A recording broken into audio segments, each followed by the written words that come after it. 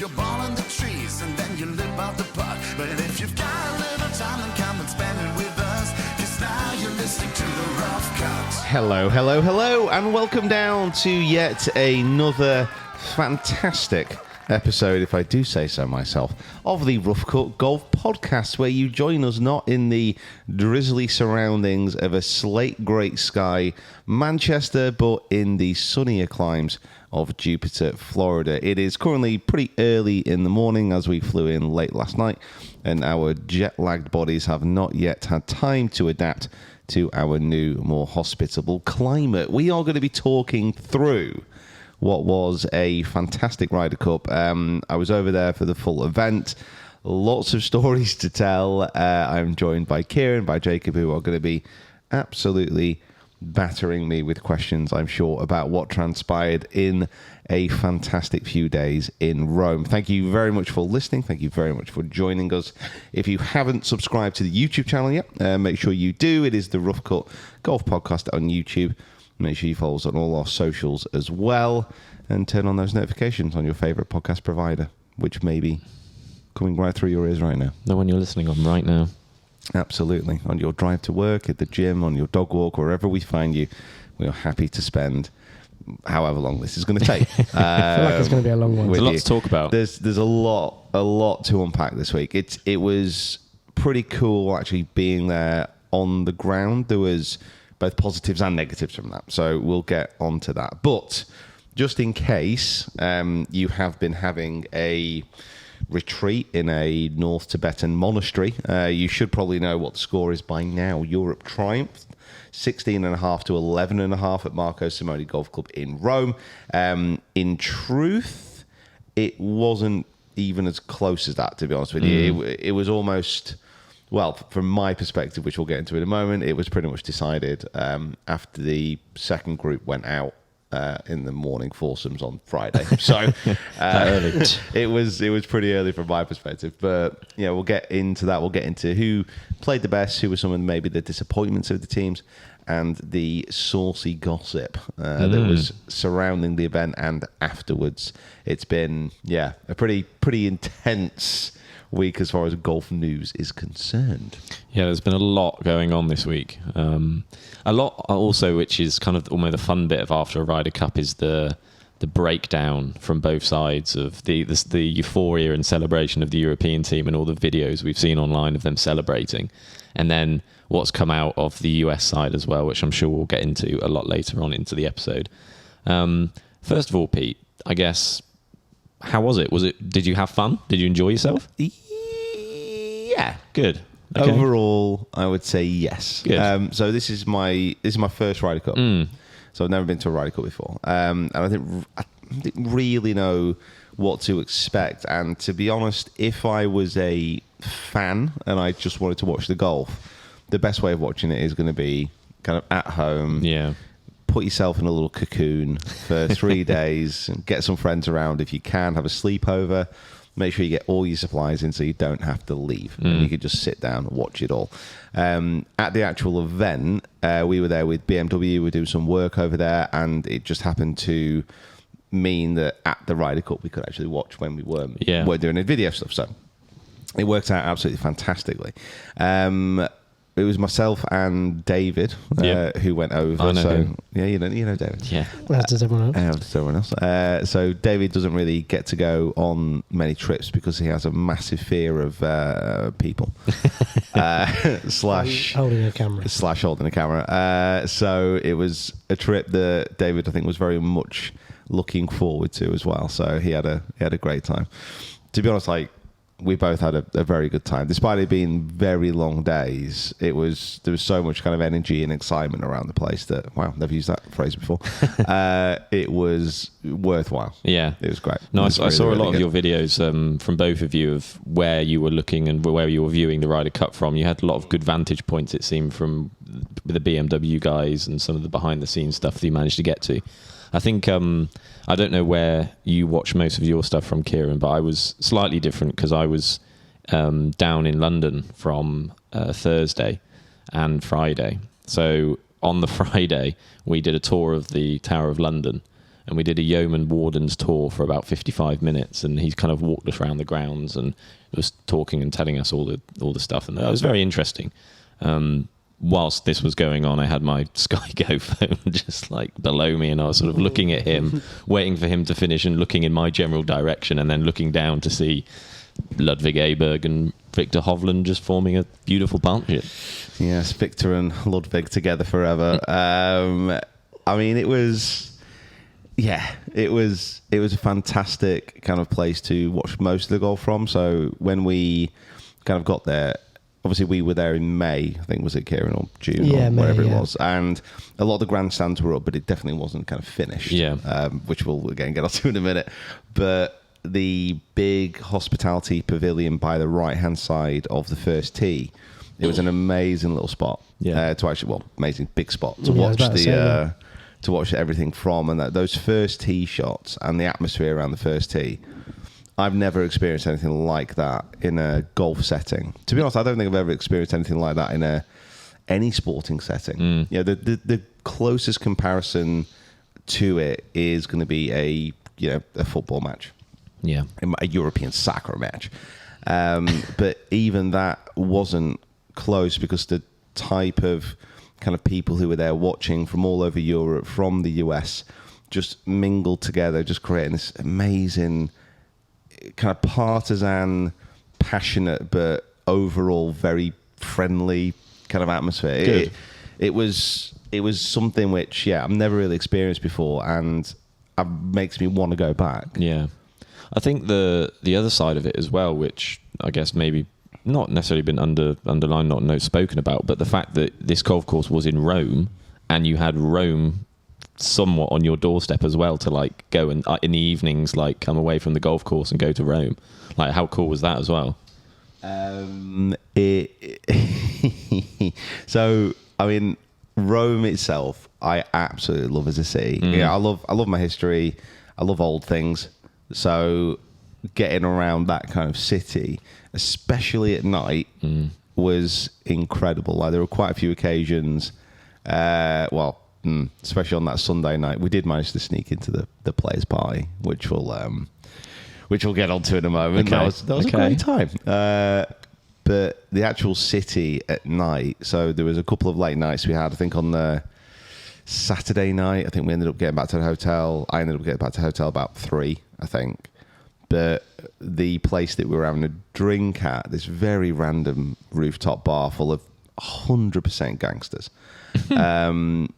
We kind of left that and got a scooter back home, and I took a pretty circuitous route through Rome. So I managed to see loads of the sites at like 2:30 in the morning when the streets were empty, on the back of a little scooter, like electric scooter that you can rent around there. So I managed to do so much of Rome on that, and it was brilliant just to see all these sites with no one there. Beautiful temperature, fantastic city. It was special. I mean, the biggest problem, and I think everyone kind of knew this from the outset, is if you've been to Rome, it was not a city built in a day, or particularly built for cars. Yeah, it used to be like horse and carts, wasn't it? So, horse, cart, feet. You know, that's how people got around. Yeah. And sedans, but chariots. It's not built for cars. So as soon as it gets to rush hour, I mean, we got to the course one day in 20 minutes when we left at 5. And I think one day getting back into Rome took us like an hour and a half to the same place. Yeah, it was crazy. Like, and Roman drivers are just mad. Like, it must be something to do with being close to the Vatican.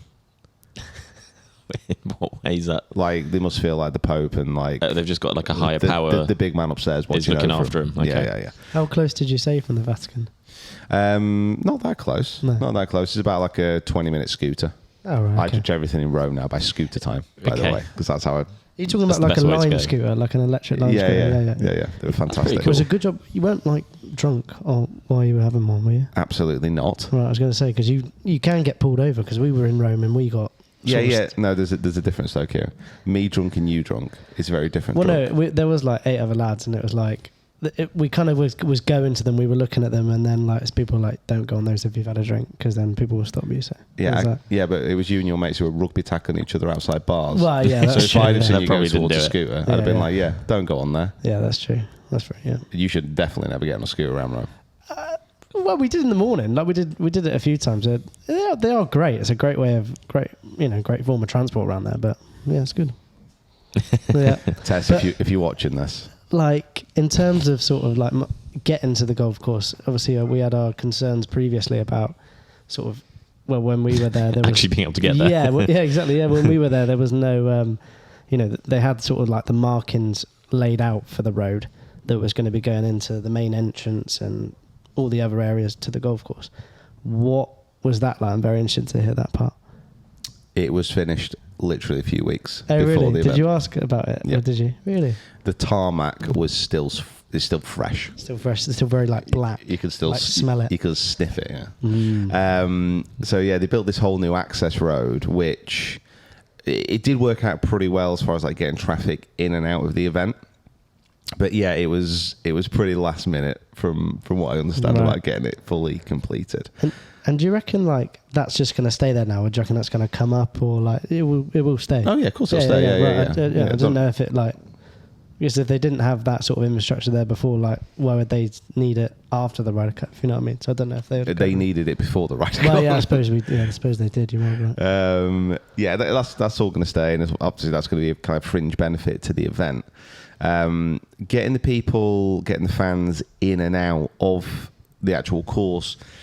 I mean, it wasn't perfect. It's never going to be perfect on these kind of big events. You know, it's never going to be pain free. But I actually think they did a pretty decent job. There was a lot of hand waving. Right. There was a lot of pointing, a lot of gesticulating. There were 3 different police forces on site. I don't know how it works. Wow. Did they get the Swiss Guard out? They did not get the Swiss Guard out, which was a disappointment. It's kind of like what they have in France, though, isn't it? It's like, it's not like our sort of police service where it's just like, you know, you're just a policeman, like you have grades, like you know, whether you get a handgun, a submachine gun, a machine gun, a blimmin'. It's basically like so when we were there, we saw 4 different police forces, including, I am almost certain, what the secret police basically is. On the first night we went there, me and David went out for a meal. Like nice-ish restaurant, nothing crazy. And we just sat there. I was near the Pantheon, and we were just having a bit of meal, a bit of a drink. And then these guys walk up like this alleyway. It's like 3 guys walk up. You can spot them straight away. Earpieces in, suits. Looks, yeah. So I'm like, right, okay. And one of them I see he's got inside his jacket, he's got like a little flash of gold. He's got a badge on his belt. So I was like, right, some kind of policeman. So anyway, they come up. And a few minutes later, another security guy comes up. And it's with this like big, bold old guy. And what I presume is his wife. Then I sit down at a table that's been reserved. Then these guys just go stand at the side. Like, just like watching him eat. And I'm like, oh, this is a bit weird. It's like just a few meters away from us. This is a bit weird. So anyway, after about 10 minutes, like 2 of them walk away. 2 others join. And by the end of the meal, there's like 6 of these guys just like waiting in this alleyway for this guy and his wife. Yeah, and they were packing as well. You can see the bulge and like really? on the back. Yeah. So who this guy was, I've absolutely no idea. Was it like full fake arm deal? Like no, it wasn't. No. I was a little bit disappointed about that, but no, it was very, very weird. I wonder who the guy was. I had no idea because I could only see the back of his big shiny head, so I didn't actually. To look mafia. He gave off mafia vibes, but it's easy, isn't it? Just to say, yeah. To kind of say, oh yeah, it's definitely mafia Pass it vibes. off, yeah. The bar we went in on that side, it was mafia. We'll get to that. So yeah, there's all these different police forces all like waving their hands around to make sure people got in the right direction. Taxi drivers were obviously being Roman taxi drivers and just like cutting everybody up. Mm-hmm. We, thank the Lord, were in the BMW cars. Now, the BMW cars, because they're a partner and because they were being used by the players and everything else, and we were in those kind of that carpool, we could basically go straight into the actual entrance of the golf club, and they dropped us outside the clubhouse. That's so cool. Yeah, that's unreal. And honestly, it was just a dream. Yeah. It was so good. They had the i7s okay. out there as well. So like the big luxury saloons. Yeah, Yeah. they had the massive screens like across Yeah, the back screens as at well, the didn't they? back, yeah. Yeah, massive fold-down screens, massage chairs. Oh wow. Honestly, it was very, very first Almost class. like doesn't make you worry about the commute so much. You're just kind of like, I'm happy to sit in this for an hour and a half. I had a nice couple of naps. What were they showing on the screens? So they had the live stream of the Ryder Cup.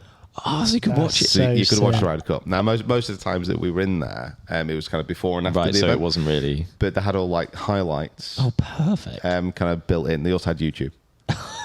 Just so- watching Peter Finch golf videos. Don't worry, guys. Got the views up. Okay, nice, Got cool. the views up. Yeah. I made sure that was saved as a favourite on YouTube. Just in Well, case saying anyone- that nowadays with YouTube videos, an hour and a half only gives you time to watch one video. Yeah, so- that's very true. Very That's true. right. The perfect commute round Rome. Exactly. There you go. Yeah. Was there any perfect. sort of like park and rides available? I thought that that'd be a good system, so you can sort of park your car and then you get a bus in, or Yeah, so they were using the public transport wasn't too bad. Then they had a massive kind of field which didn't really notice the first time I went in, which they were using for parking. oh, right. So obviously I can't speak because I was lucky enough to get these kind of transports in. But from what everyone said, it was a little bit hectic, but it worked, which is Very Italian. Very Italian down to a T. isn't it? Very, very Italian. Yeah. Well, you got to get the full experience, I Yeah, suppose. definitely. Yeah, that's something that I definitely realised, or sort of got watching the whole weekend of it. Like it was very Italian. The whole thing I felt like, and there was so many flags about of like really showing off the Italian sort of flag and everything. Like it was cool. It's cool. Good venue. You said we ate and we drank and we went to quite a few places. Who is we apart from David? Was there? I'm assuming a lot of the golfing community was there. So it was a lot of. It was very influencer heavy. Yeah, I can imagine. So there's a lot of us there.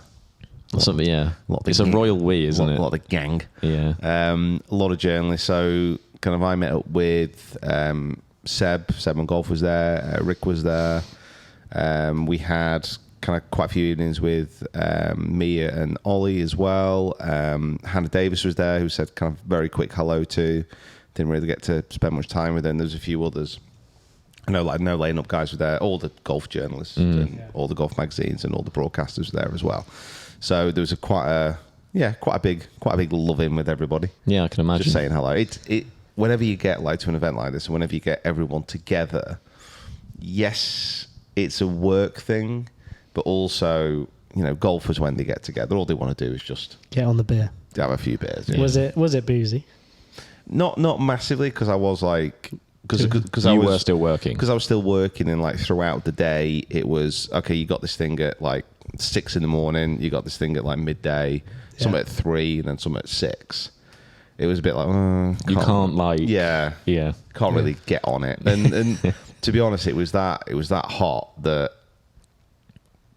it probably wasn't wise. Yeah. Like there's a few unsteady people out there, Right. Because it was like 30 degrees, Yeah. no wind, and it was just like draining. It was just like draining when you actually got out there. Because like the course was, it was a question before that we went there, because the course, in my opinion, is all right. It's a decent course. It's pretty good, but it actually turned out to be a very, very good Ryder Cup course. Yes. Yeah, I agree. It created the drama. It was penalising enough on bad shots, even though they had chopped the rough down, which I was a little bit disappointed about. But they had chopped it down to the point where you could still escape it every now and again. And it was rewarding the really good shots as well. So you saw this big kind of combination of drama on bad shots, drama on good shots, birdies, double bogeys, everything. Yeah. It was a really good mix. And as far as the fans go, there was lots of vantage points to actually watch the golf. That was my worry about people getting around, because it's quite hilly, but yeah, everyone seemed to really enjoy it. I'd imagine, like, I think, when we were there, it was kind of, we thought that 16, 17, 18 were going to be providing, like, the most drama. And was it a good place to, like, sort of see everything in terms of, like, if you were on the 16th, could you see I can't really remember if you can see the 17th and then see down 18? So we spent a bit of time on 16. So from the first like pavilion that we were staying in, most of the time you could see obviously the first hole, and then you could see over to the par 3 7th as well, yeah. which is decent. 16th was weird, because 16th was it almost had a bit of a stadium feel because it's in a little bit of a bowl, and it had like grandstands and another pavilion which we actually watched the winning moment from. And 16 was 16 is tricky really because it provided the most drama, but also it didn't give any options for the players because they moved the tees around a little bit. Like the second hole, they were using the second hole tee for the 16th tee, and they were using one of the 16th hole tees for the second tee. So the second hole became like a 520-yard par 4, whereas the 16th became like a 300-yard par 4. Whereas if you play it from a little bit further back, you can stretch it out to like 320, 330, and then it gives you an option. It's like, okay, do I lay up in front of the ditch, or do I actually go for it? Yeah. Whereas the 16 was basically everyone had to go for it. Yeah. So it kind of took a little bit of fun out of it that way. I think the only thing I would say to that is because it promoted the more difficult shot. So it did increase some drama, so to speak. Yeah, a little bit, but it just basically turned into par 3. Yeah. Obviously. Like a long par 3. Super long par 3. Obviously a very difficult par 3, Yeah. but it turned into, well, there's nobody going to lay up on this hole. Everyone's going to hit the same shot. Yeah. I also think that, like, laying up on that hole, just thinking about it, like, doesn't it all go down to that creek? Yeah, it's not... Listen, great hole for drama, not a great golf hole. Right. If you're like a purist. I think also, like, in terms of like watching on the TV, like how it sort of was framed in terms of like, you know, you could see everything that the players sort of had in front of them. Like, it was really cool for that. But yeah, a lot of people went in the water, didn't they? Like doing the sort of like slice around to the fans right. or players. Oh well, both. Yeah. That guy's gone viral, by the way, on TikTok. Like, he is just loving it. Do we know that is just a random fan, right? Just a guy. Is Right, it? because I was when I saw it, I thought, okay, well, he's jumped in the water. When he gets out the water, he's going to get a tame pulled away. Same, yeah. But no one did anything, No. and then he did it again. Yeah. If you've not seen this, by the way, after the kind of winning half point was secured on the 16th, just this geezer, like this kind of older guy, geezer, like. just basically sprints across the 16th green. Colonel Sanders. Throws himself in the water hazard on 16. Like, a few other people jump in as well, but the way he did it, because no one saw like where he came from initially, it was like he might have been a family member of because there was a lot of people walking inside the roads. Right. It could have been like a family member, whatever. But then he got out, and he said like no security actually approached him. No one did anything. So he kind of like turned around and jumped back in, got out, and then jumped back in again. It was one of those things where if it was a kid, you can get away with it. Yeah. If it's like an old guy, you can get away with it. If it was like a 30-year-old, it'd be a bit like, come on, mate, behave yourself, be a bit of a dick.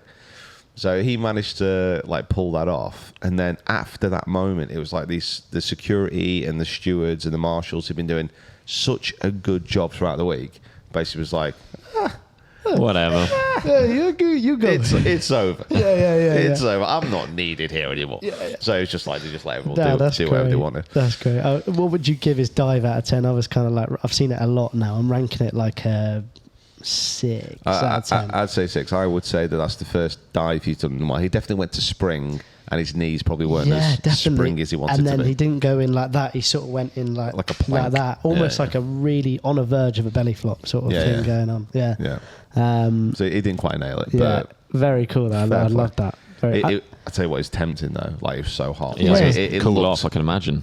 Wasn't Finno like gonna try and stop him? Yeah, that's what I was Did you going sort to of say. see that? He was probably the only person that made any sort of slight attempt to stop him. Yeah. And it was only like a brief kind of like, he went to sort of run towards him and then thought, well, I'm not getting him before the water, so I'm just going to let him do his thing. Yeah, it wasn't the kind of temperatures to be running around. No.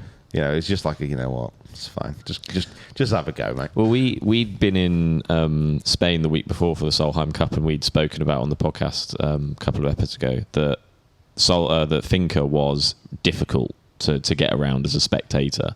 Was that similar for Marco? Because obviously the heat doesn't help. But we thought that maybe there would be good vantage points and places to watch, but you have to get to those vantage points, which might be quite hilly. Marco is a definitely a better spectators court. Okay. Because there's a lot more banking around the greens. Okay. So you can actually get a few more vantage points. And the way that they set up the big screens as well was actually pretty good. Like, if you think about the Ryder Cup, especially the first 2 days, you've only got 4 groups out at any one point. So there's a lot of people trying to see not a lot of golf. Yeah. So the way that they set it up was pretty much on every hole, you could see a screen. Okay. So if you wanted to, you could wait, you could watch the golf on the screen as the groups came around, watch the groups, stay there and watch a bit more golf, or like move on. So they did that really, really well. Lots of free refill stations as well. Good. And it was needed. Yeah, I keep saying it, but it's strange how hot it was. It was 30 degrees, but it felt hotter and it was just draining. Yeah. Like we were... I mean, we should probably start at the start of the event. Like we managed to get into the opening ceremony. Nice. So we were there with BMW. We'd just been filming all day, got a lot of stuff. This was on the Thursday, sorry. And Greta from BMW basically came in and said, "Do you want to go to the opening ceremony?" So, well, yeah. I mean, we're thinking of wandering over anyway. Yeah. He said, "No. Do you want to go to the opening ceremony? As in, do you want to be one of the people sat at the front?" That's so cool. And me and David were like, well, yeah. Obviously. So we got our little gold wristband, made our way like through. It was the ultimate, if your name's on the list, you're not coming in. So there's like an entrance just to the side, and it was basically gold wristbands only. So we went round and kind of made our way through the crowd, a little nudging of shoulders. Excuse me, I've got somewhere to be. And just managed to like get up to the entrance. So this bouncer basically on the entrance to it was like just say, "No, you can't come in, go. No, you can't come in, go." And anytime you saw a wristband, it was just like a point, an acknowledgement, and just like a point over his shoulder. You're in. Nice. So I was like, all right, thank you. Yeah. So we got in, sat down right in the middle in front of the stage, and the sun was just like there, and it was cooking. It was like a little oven. Yeah. It was so hot. So instantly, me and David were just dripping. Absolutely dripping straight away. Fortunately, we brought caps in.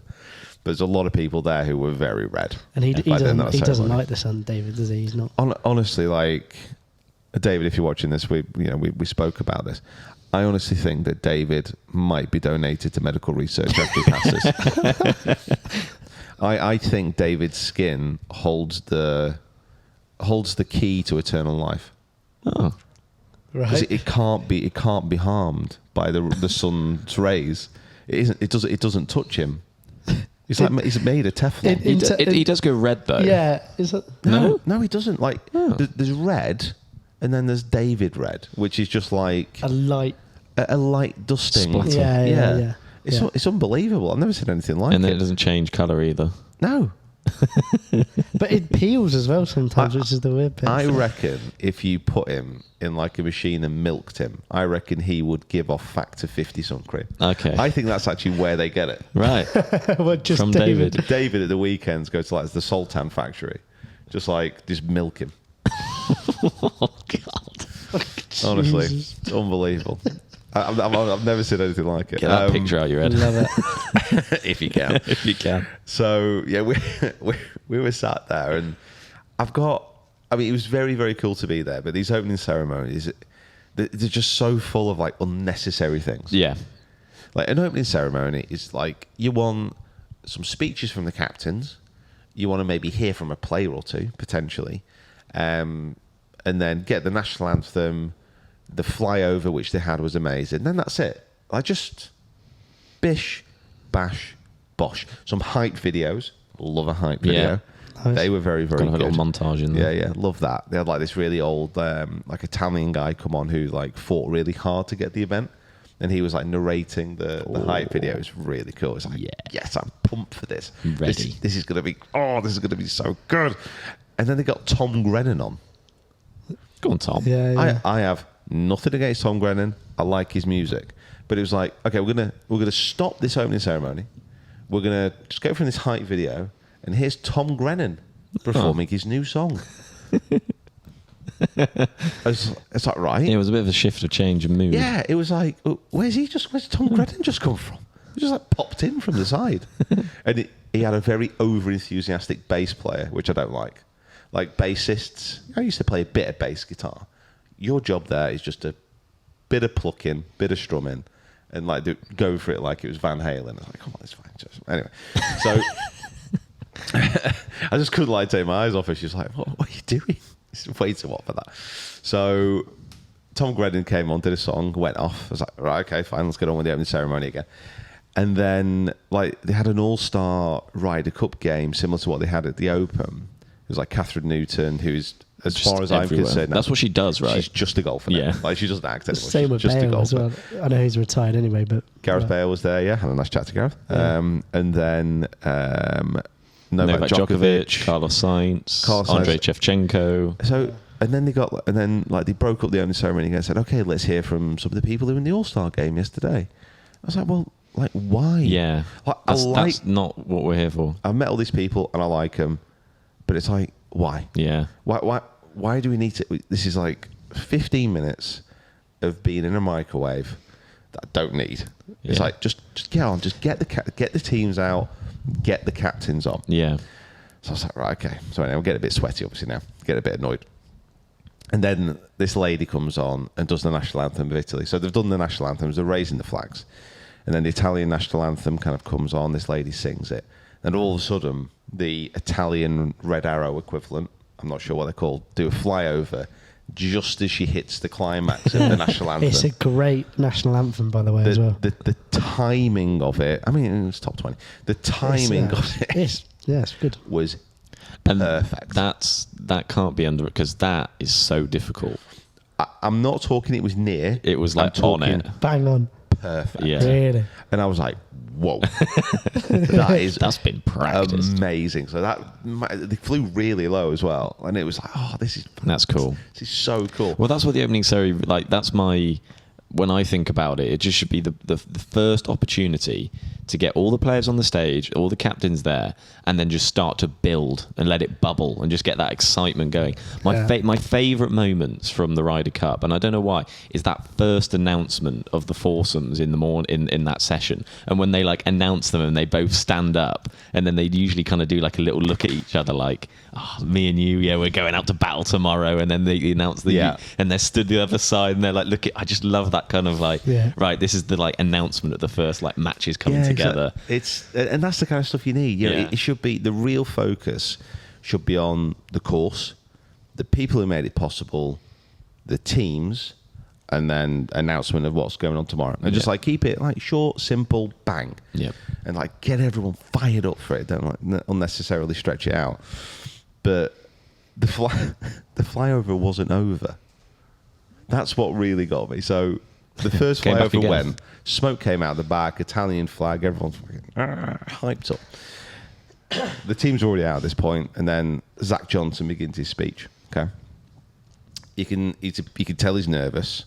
One thing I didn't know about the speeches, by the way, is one thing you can't see, like over the back of my head, and everyone else's head, obviously. When you look around, they had a massive screen with the speech It's coming got to up. be auto cue, yeah. And it was, I don't know what the name is, but like if you are learning a foreign language and you want to get the pronunciation right. Oh, where it was phonetically Is it spelled. phonetic? So they space out the letters and how it sounds. So we had that on, and I was like, come on, mate, come on, you've got to learn this off heart. You can't do that. So he got off to a slightly nervy start, and about 10 seconds after his speech, the planes do another flyover. They literally bombed his speech. Like they came from behind the stage over the top of the crowd. So first over, they went like from basically right to left over our heads, and then they did a second pass and went from front to back over the stage. So Zach Johnson was like, "What's just happened there?" It like completely sidetracked him, and then he struggled to get back on track.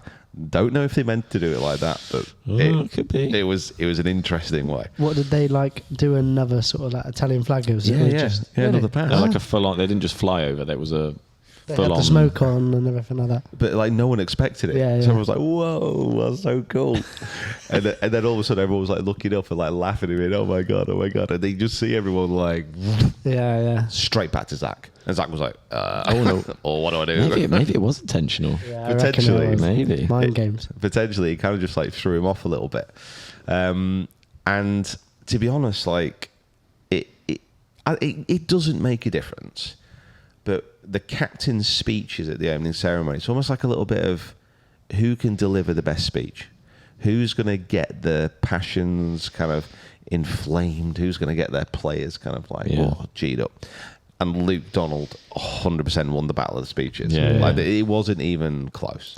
Didn't he do his first like little bit of the monologue in Italian as well? But it was decent Italian. Yeah. Like, Zach's Italian was someone trying to do Italian but with an American accent. Yeah. Like Luke had obviously been smashing the Duolingo. Yeah. Love it, Luke. That was one of the things, obviously get on to like the final thing at the end, but all of the players saying how good of a captain is, and just in terms of like his preparation and everything like that, that was really cool to see. Yeah, nothing to chance. He really nailed every single thing down. And it's a very fine line, I think, between like I've done a few like speeches and a bit of speaking in public, so when there's people actually there, like chatting obviously on a podcast, but then standing up in front of physical crowds is a lot different. Yeah. So different.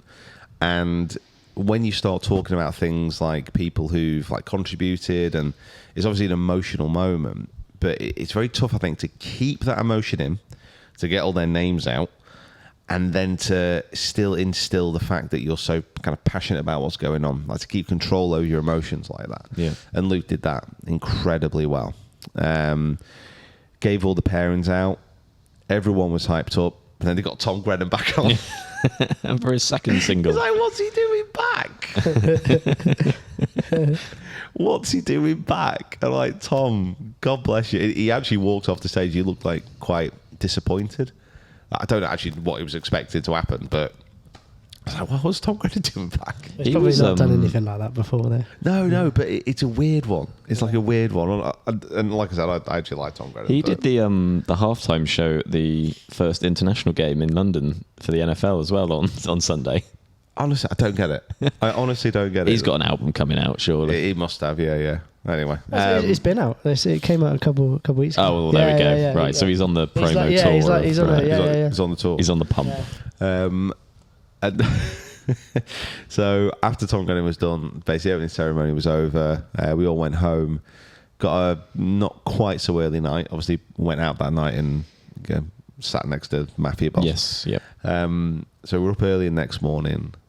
Got to day one of the Ryder Cup, and the first tee was jumping. Yeah. What time were you there? So we got there at, I think we got there at like 6:30. Oh, right. And was it full? It was pretty full, yeah. So the gates opened at like 6 a.m. or whatever it was, and it was like a proper charge. Yeah. Seen all the videos and stuff like that. Okay. So a bit like getting to the 16th. Waste management, yeah. Everyone was sprinting. Yeah. There was a bit of a funky moment actually. On the first day, the first video that emerged, obviously the stewards are holding them back and they say, okay, you can go. Literally within the first few meters, some guy fell over. Oh, no. So I thought, oh my God, he's going to get trampled there. So he managed to get back up. I was like, Jesus Christ. But there was always like one guy. There's one guy at the front who was like an Olympic athlete. Yeah. Who like he training for the proper William Wallace charge, like led the whole army forward. Okay. But yeah, it was all full. They did a fantastic job of like kind of getting the crowd hyped up. And then the thunderclap was fascinating. It looked so sick. It was really, really good. And there's something about I don't know what it is, but it was just that anticipation. You could feel it. It was, when are the players going to get here? And they kind of spaced it out. So they had someone on the tee like hyping up the crowd, playing a bit of music. Then you had the vice captains come out. Nicholas Colstar generally led the thunderclap in the morning. And then Luke Donald came out, and the captains, and it was like slowly bringing people out, and everyone was getting more and more excited. And then finally the players actually arrived, and everyone just went mad. Mental. Everyone just went mad, considering how early it was in the morning. And those first shots were it's just brilliant. Yeah, it was so... I've never heard a shot welcome like that. And it was the initial, like, getting everyone G'd up. When they do the practice swings, and then the silence, like how 15,000 people could be that quiet. That quiet, yeah. Is amazing. And then the shot, then the cheer, then the anticipation, where's it going to finish? Yeah. And then when it lands in the fairway, I was like, yeah, like celebrated like it was a goal. Yeah. Oh, I think it's definitely something that you just don't, you get it across the telly, but you don't get it. You just, you know, you, like you say, that kind of, that just juxtaposition between the noise of 15,000 people and the silence of 15,000 people in that such short space of time, and how it can, everything is just sort of felt on a single moment, on a single shot, on one person doing one thing at one time, and then that pure reaction to that happening is definitely something that, as you say, like you just don't, you would not be able to kind of really replicate that in any other way. Maybe like a penalty, or like in rugby penalty and football in penalty, you know, the kind of sort of all focused on one guy. It's the beauty of golf, I suppose, as well, and the beauty of this tournament and this competition is that, you know, you have 12 different individuals, but in the idea of coming together as a team and not having that individual person just being about them, having it about everyone as well, and kind of setting the marker for Europe or the marker for USA. It's easy to say, obviously with hindsight as well, but every single European kind of pair that came to the tee that morning were arm in arm. They looked united. Yeah. And I just think you didn't get that vibe from the US team. I feel like this is a conversation, or like you see the pictures every Ryder Cup. Every Ryder Cup on the first tee, when it's that camera angle when they're announcing them, and you've got Rory and Tommy for most of this year, where they've got their arms over each other and they look together, and then you've got Cantley and Schauffele who look miserable, looking down at the ground. That was a just terrible like picture. That. But like it just I swear that just comes up every year. Yeah, it was strange. So because I think there's something to be said that, you know, there's no smoke without fire, which is, you know, a very kind of terrible saying, but in some respects it is true. There must be something to do with how the Europeans bond over compared to how the Americans bond. That it's not just in the Ryder Cup, it must be something throughout the year. There must be something about going back to junior golf, especially with foursomes, because there's no reason why Europe should be better at foursomes than the US, unless it goes back to the fact that, you know, generally in junior competition, especially elite junior competition, we do actually play foursomes. Play it a bit more. I don't think it's really a thing in the US. But that first session just set the absolute tone for the rest of the Ryder Cup. Well, you said at the start that you felt that the Ryder Cup was decided after the second group went out. So, Victor Hovland. Yeah. That beautiful man. Beautiful man. So, Victor Hovland, for a start, if you talk about cojones, he played all 5 sessions, I'm pretty sure, and he hit the fairway. He hit the first tee shot on the foursomes, and obviously the 4 balls in his singles match. Hit the fairway every single time off the first. And so he hit his drive. Aber kind of hit it a little bit shovey, kind of to the right of the green. And where we were standing on the pavilion, you could see the first tee was just there below us, and then just to the right is a big screen, kind of showing what's happening on the fairway and onto the green. So we have a look, and like you can see Victor's got his wedge out. He's on the green. He's got his wedge out. I'm like, oh, what's he doing here? Like, he's not like it's. Yes, you could chip it, but you can still put. You can still put that, yeah. So anyway, he's got his lob wedge out. It's like, wow, what's going on here? And then he chips it.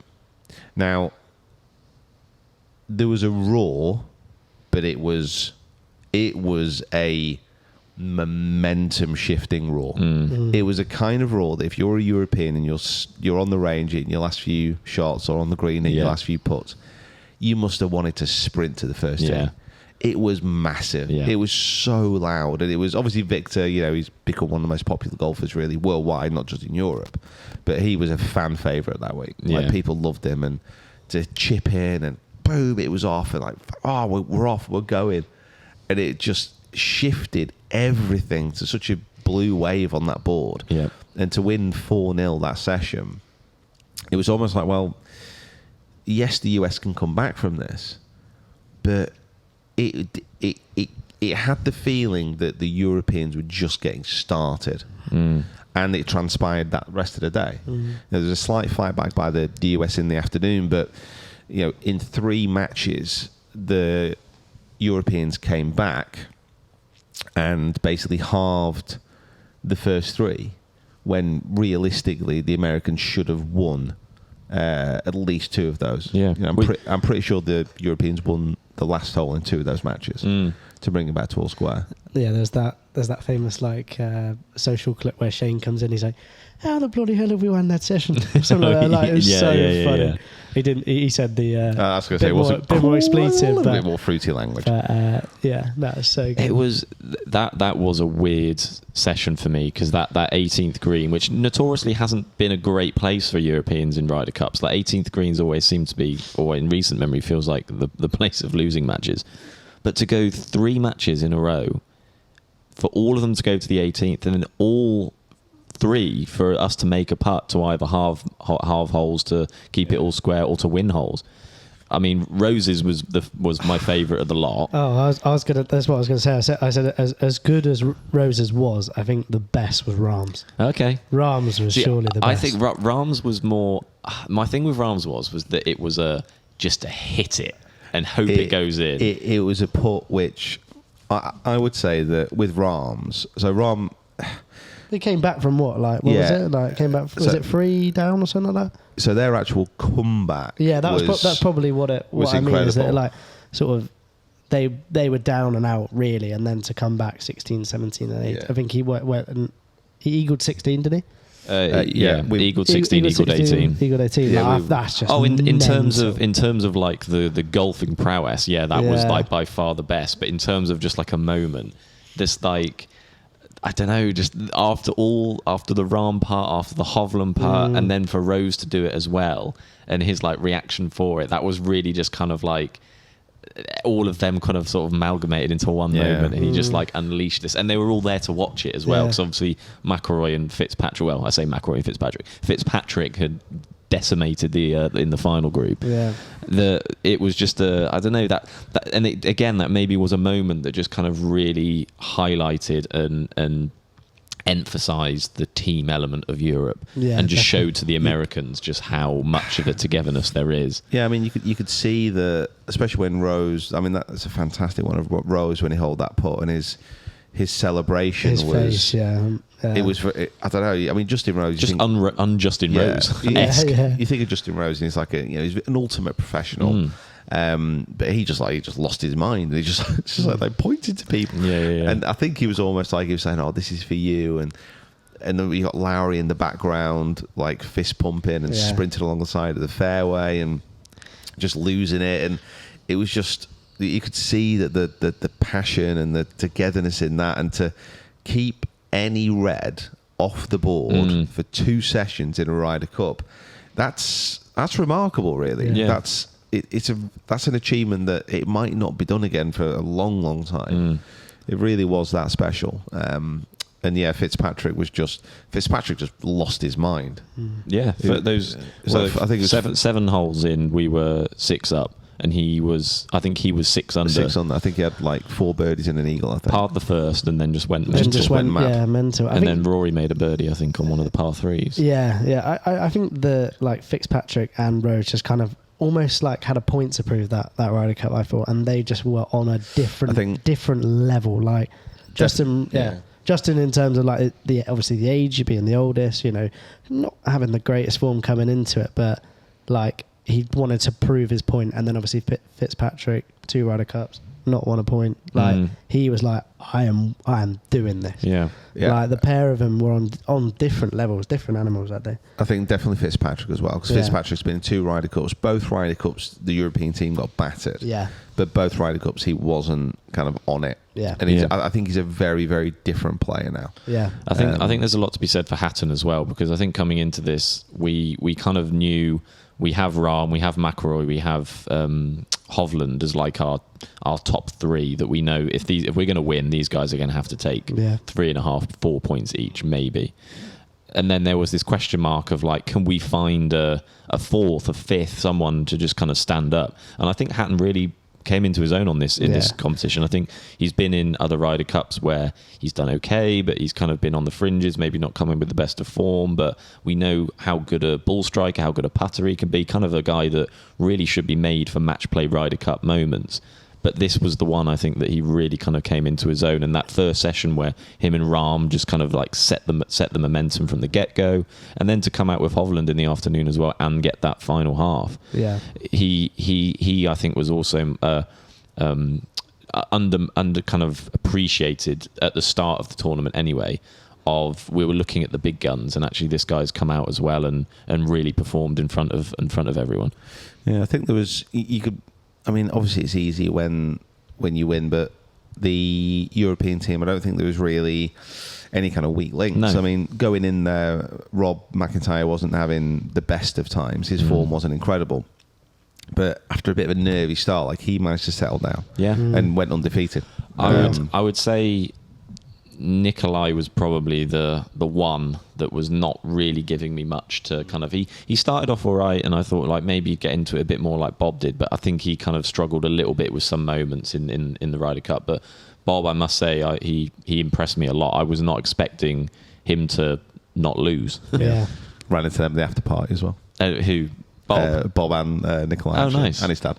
Well, yeah, I'm a fan of the channel. So, yeah, after that first day, it was great. We were up early, very early the next morning, because we were doing the piece on the BMW seats in the first grandstand. So we were basically in the first grandstand for the second day opening foursomes.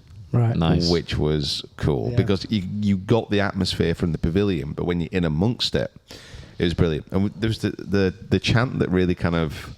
I was literally about to say this. Yeah, it kind of really kind of... I've heard it before every now and again, but the one where, like, where the right side, Yeah. where the right side of the The tee, middle. where the middle, where the left, and Yeah. then did it on the greens, on the final night, which we'll get to again. It was in the bar, honestly. And then on the bus, on the plane, there was some on the plane on the way back home. Really? Yeah. And Wow. it was just like, it seemed to be like the song of the event. So, and it just goes on forever. And it just builds. You just and think, it, oh, Yeah. it'll end soon. And it's like, no, they're going again. And it just builds and builds and builds until everyone's like, okay, we're just about had enough. At there. no point did, like, you know, when you go to a football match and you've heard the same sort of chant a couple of times throughout, like, the 90 minutes, there was never a point where I thought, like, a thunderclap was any different to the first one, to the last one. Like, the intensity of the crowd just stayed. The one on the last day was the best. Yeah. It was. Yeah. Because I think everyone knew it was the last day. Yeah. And yeah.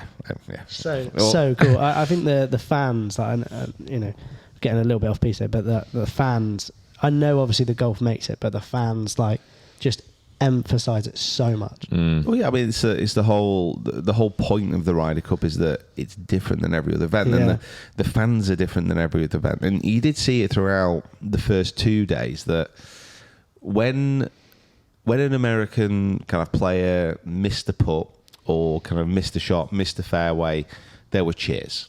Yeah. Now, there's a massive difference within golf. If you are kind of an individual player playing an individual stroke play event in, like, the BMW PGA or whatever, you hit a shot and you miss a fairway and the crowd cheers, there's something very wrong with that. Yeah. It's very ungolfy. At the Ryder Cup, when that was happening, it kind of worked because everyone knows the team environment.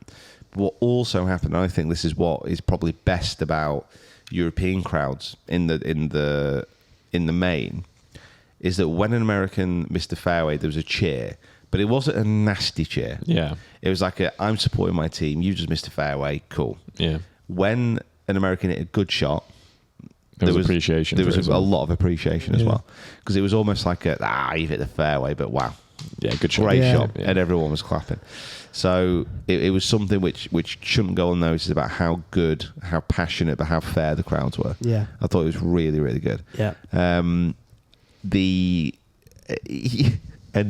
there was nothing which showed that more in many respects than the Brooks Scotty Scheffler partnership on day 2 in the foursomes, where Hovland and Aberg destroyed them. Just like, I mean, again, I think that this was mentioned so many times on the Sky coverage of, like, oh, well, you know, Scotty and Brooks haven't played well, but you can't take it away from Ludwig and Victor. But it was just a pure decimation. Like, you got 2 guys who've got 6 majors between them, and they've gone and lost for the worst ever Ryder Cup result. But it's just that you know how we were talking about how there's sort of that team spirit in it, like Brooks and Scheffler kind of were almost like playing separately but together, if you know what I mean. Like they weren't sort of talking with each other, and it was really strange. So so when it ended on the 10th hole, Ridiculous. God, was it actually the 10th? Was it? Yeah, Yeah. yeah, no, the 7th. Yeah. so when we were there on the 10th, 11th hole. Yeah, I was about to say, yeah. Yeah. oh, the 11th, yeah, Yeah. sorry.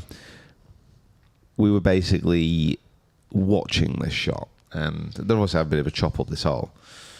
So they're over the back of the green. Scheffler's realistically got to hit this chip in. So he hits this chip. It goes past the pin. It goes down this massive slope, which is to the right of that green. So to get a par, Brooks basically has to chip in. Yeah. Okay.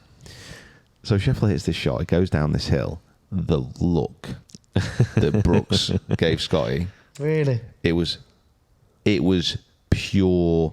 It was a look of, why did you just do that to me? It was like it was not a look of a supportive teammate. I'm going to put it that way. It was pure daggers. Wow. Because what Brooks then had to do was go down this slope, which is a pretty big slope, with Yeah. his wedge, right to the European fans, Yeah. who were obviously just now at this point. Everyone's celebrating that. Yeah, everyone's celebrating, but it was almost like, honestly, the atmosphere was. It was almost a bit.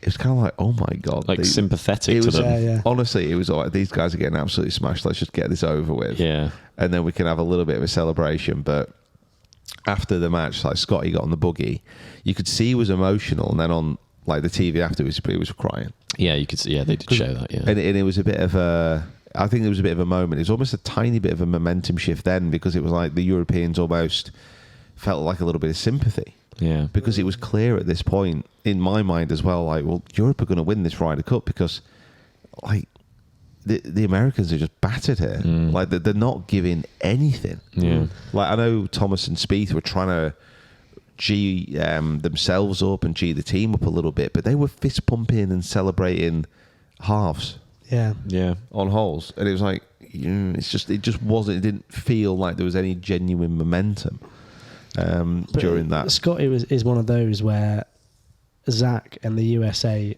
were sort of, in Ryder Cups, you're sort of banking on our players. Like, for us, it was the Rorys, the Rahms, the Hovlands, and they all came through. Scotty definitely would have been one of those for the US where, right, we're going to put you out hopefully 5 times here, and you're going to get us at least 3-4 points. And he didn't do that, which is Scotty's putting was just not good. no. It hasn't been all year, and obviously started working with Phil Kenyon literally this week. Like, you're going into the most pressurized golf environment Yeah. in front of an away crowd, and you're trying to change your putting. Like, and Phil's a very technical, is an excellent coach, Phil, but he works on very much the structure, the mechanics of a stroke.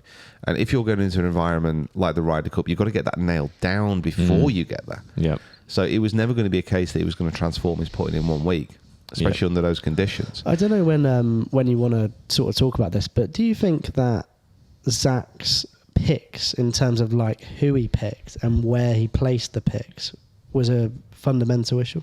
It was, but hindsight's think it would've- 360. Yeah. No, I know, but like, especially on that first day, that morning of the first day of the foursomes, you would. I'd like to think you put someone like a JT in there that's going to really rile up and get that Yeah, momentum. But then putting Scotty and Sam in there that have no emotion when they play. It's like you need that G up. You know what I mean? To be honest, I'm not like. I know Zach's got a bit of a battering as far as like his picks and his pairings and all the rest of it. There was only a few occasions during that Ryder Cup where I think he actually made a mistake, like on 16th, where he kind of almost intervened with Spieth. Yep. To say, oh no, hit a 3-wood rather than a drive, and then Spieth hits it into the water. What he was doing there, I honestly don't know. It was such a weird.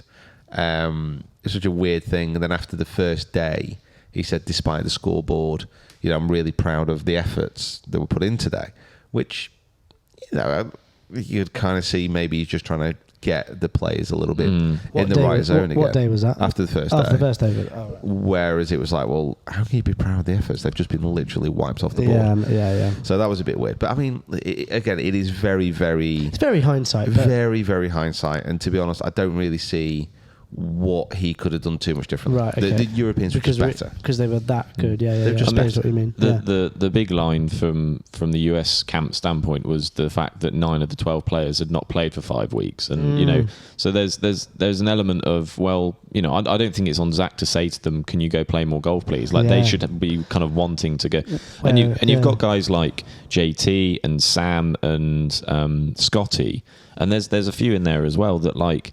They were coming in, whether it's a putting stroke or whether it was JT with his swing entirely or Sam with his swing entirely. You saw these guys that, they were missing big left and right. And I saw when JT was in really pressurized moments.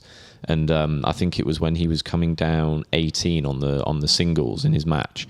And he was stood on the tee over his ball, rehearsing and practicing for so long, and then had to step away from it, and he was not comfortable at any point. And that's just where the kind of that when your swing will come under the most scrutiny in the most pressurized moment in probably you'll ever have in golf, unless it's like on the 18th of a major or something like that. And you could see that these they weren't holding up as well as the Americans or the Europeans, who were just so comfortable in what they were doing. Yeah, and I bet there was some sort of strategic element there from Luke, where being like, right boys, I don't care about this. I want you all to play in that BMW Championship. I imagine they probably all would have anyway, but it's the fact that they were in Rome that week, and then they came to Wentworth on the Tuesday or the Monday. Mm-hmm. Like they all played together at BMW. There has to be an element of strategy there. There has to be an element. Oh well, yeah. I mean, also Luke paired up potential pairings in the BMW. Yeah. So again, it's that forward planning which definitely helped, and I think which the Europeans have generally been better at. I think the only year where it wasn't great was probably when Faldo was kind of captain. I think that was back at Valhalla when it didn't work out. So you need that captain to really bring the players together, to be a unifying force and to get them all in the right direction, and obviously that didn't happen. I mean, you could tell that something wasn't quite right, because things started to emerge from the US camp as soon as they started to get beat. Yeah. So this rumour kind of started. And to be fair, this was something which I didn't believe at the time. It just seemed a bit weird. So there's a tweet, I think Jamie Weir, basically put out there that Cantley wasn't wearing a hat because it was his protest about the US Ryder Cup players not getting paid for playing in the Ryder Cup. So if you're not aware, players playing in the Ryder Cup, they don't get directly paid. They get paid if they play the President's Cup, but they don't get paid directly from the Ryder Cup, both from a European standpoint and the US standpoint.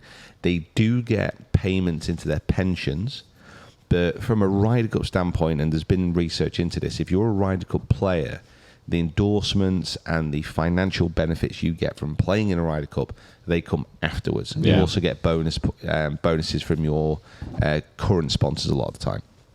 So the actual financial benefits are there, but there's something about the Ryder Cup is great because you're not playing for money. It's not about your own financial gain. It's about playing for the team. It's about playing for your country. It's about playing for your continent. It's about playing for pride. It's about the very essence of golf, that when you pick up clubs for the first time, you dream of being a professional golfer. When you're pretending to hold that putt to win the Open, when you're pretending to hold that putt to win the Ryder Cup, you're not thinking, oh, this is going to be great because I can buy a house in Sicily. You're thinking, this is amazing because I'm playing for the actual spirit and the love of the game. And that's what the Ryder Cup still has. It still captures that essence. And as soon as you start bringing in things like, we demand that we should be paid this much for turning up and playing in the Ryder Cup. Yes, it makes money for the tours. Yes, it makes money for the PGAs. But it's not about that from the fans' perspective, and it's the fans, as always, that actually make any sport tick over. Yeah. So when kind of that came out with Patrick Cantley, and especially when he's just in protest of not getting paid, he's not wearing a cap, it just didn't make sense to me. I was like, this isn't right. There's just something about this that isn't quite right. And, I think it came out, obviously it came out afterwards. Patrick Cantley got married on Monday in Rome and very simply just did not want a big forehead cap tan when he got married. That's a great way to look at it. That's literally the reason. Yeah. Well, he did say that like the caps didn't fit, but that's a great.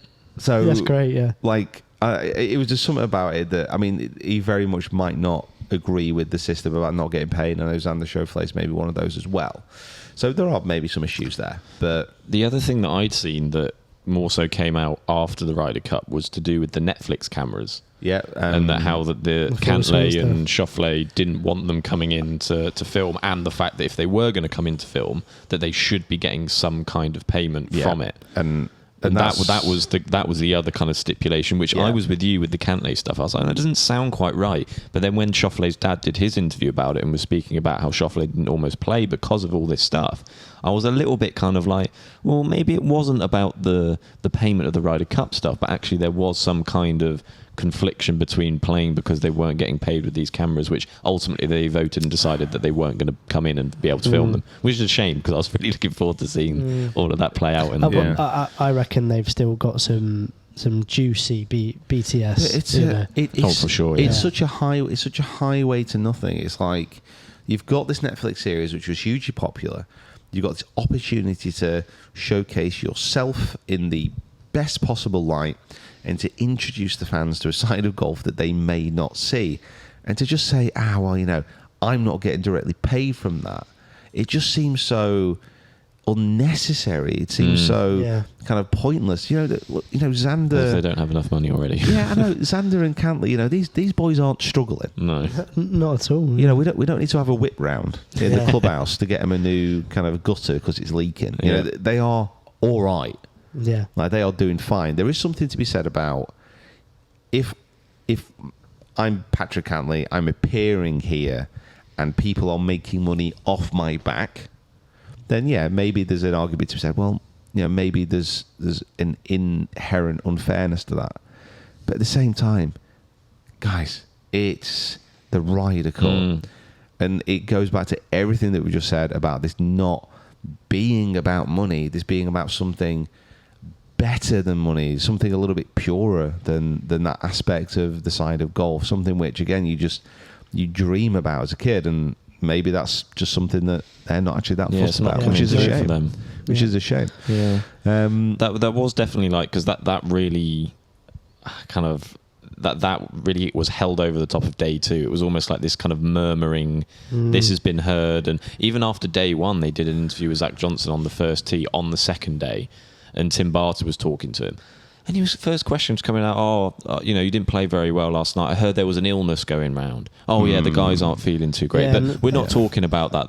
And it was in the second day, it was, you know, Cantley's conflicted the dressing room and all this kind of stuff. It was just like every day there was some kind of reason for... And Fowler was apparently really ill, and he was like in a different hotel or something like that because he was sort of being sort of isolated from the rest of them and stuff like this. Again, this isn't something that happens if they're winning. That's what I mean. That's what I mean. As soon as those losses appear, as soon as like it's a battering as well, like these stories come out. You could almost say that the stuff after day two, even though we still didn't lose the day, that what happened on the 18th and the kind of the pure amalgamation of like what had happened, that we didn't necessarily need more fuel or anything else to kind of like energize us, but actually going into that final day, as we'll talk about what happened on the 18th, we actually probably gained from it more than USA did. So basically the first three sessions Europe had won.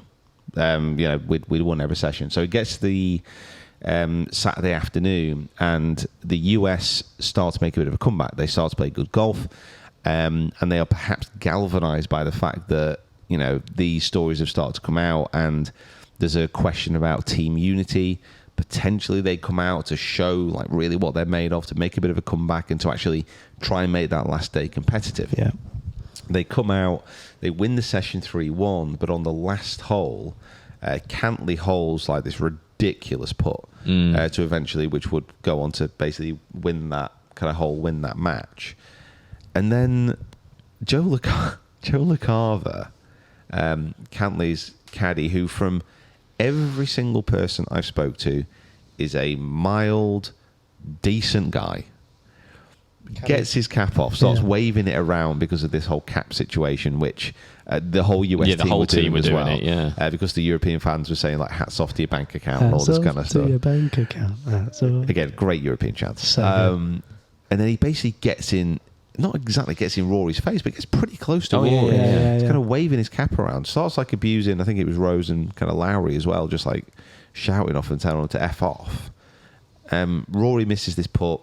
US win that kind of match, and then we got this thing in the car park afterwards when Rory's running hot. Yeah, he's angry. He's running hot, and he's shouting over Bones' shoulder at Joe, and then basically Lowry like bundles in him to the back of a car, like it's outside a club at 2:00 in the morning in Sheffield, and it's like, and all of a sudden you've got like this really good comeback, this shift of momentum in towards the American side. And then that just kills it. All of a sudden, you've got the Europeans like, you know what? We're ahead, and now we want to step on them. Yeah. Like now we do want to really kind of batter them. Yeah. And it was weird. It was like a self-inflicted wound that didn't need to happen. And I think from what I understand, like, I think Joe kind of reached out pretty quickly just to apologise. Apparently, but then Rory was on interview after he finished on the 18th, or when he finished in his singles, and he said that he's not heard from him at all. I think I saw that and I thought Rory had like Michael Jordan'd him. And I took that personally. Oh, right. And then just used that the next day to fire him up because he was.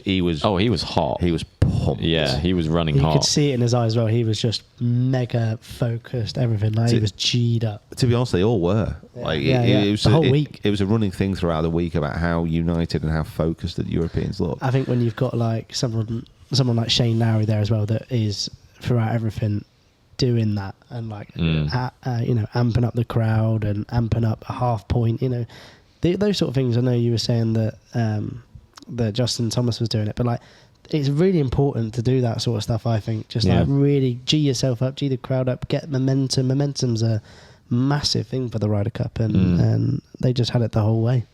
I think with that, as we kind of got onto the last day, the atmosphere was incredible. And those big players for Europe kind of do again just come through. So Rahm with that kind of half winning put on the last half, it again momentum. You felt it's another point, half a point closer. Hovland obviously wins. Rose loses to Cantley. Cantley was kind of the way that Cantley kind of dealt with everything. You have to say that the boys are sociopath. For about like super an hour, Rose became like the best putter in the world. He just like did not miss. It was unbelievable. He was like fighting back.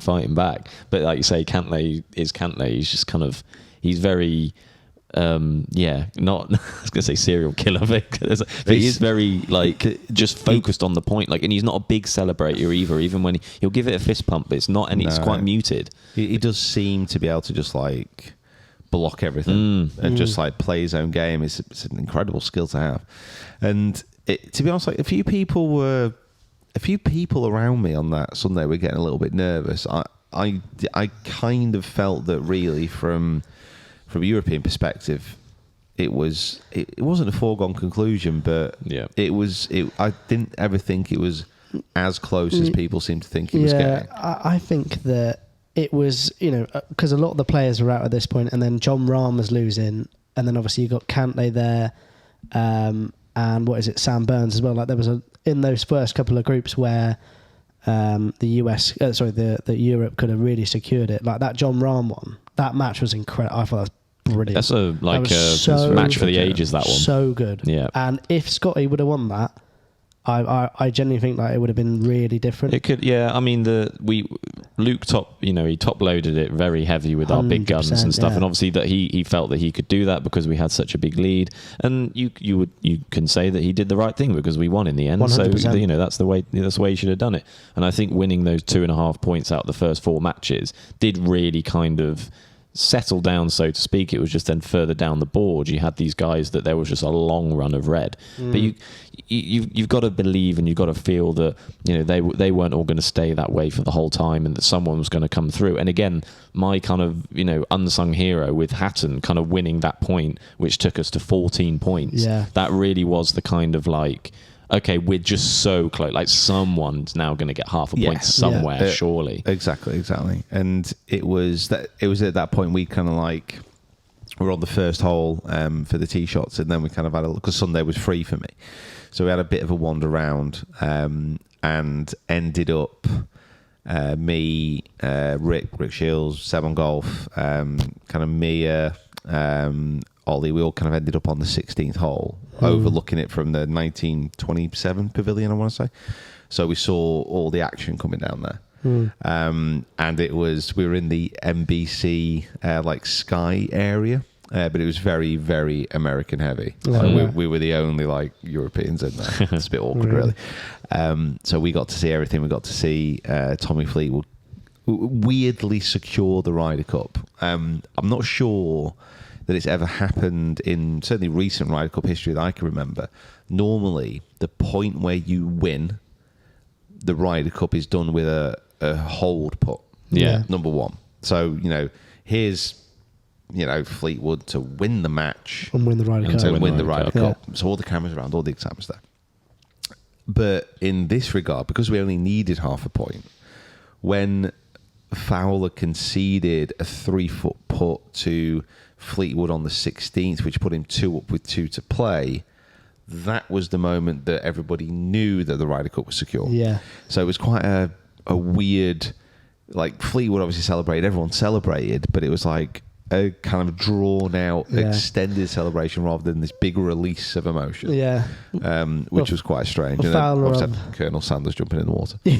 Well, Fowler obviously went in the water that hole, so it just made, and you know, Fleetwood under the circumstances hit this incredible shot. Probably the best shot on 16 all day. It was incredible. And obviously Fowler just did not put up a fight, and it was just, you know, it was done really, wasn't it? It was, but I know what you mean. It's like it was kind of anticlimactic, but not. For sure. Like you say, it was. He didn't have to make a putt. Yeah. It was to go dormy, so you still had to keep playing. So we knew that the half point was confirmed at least.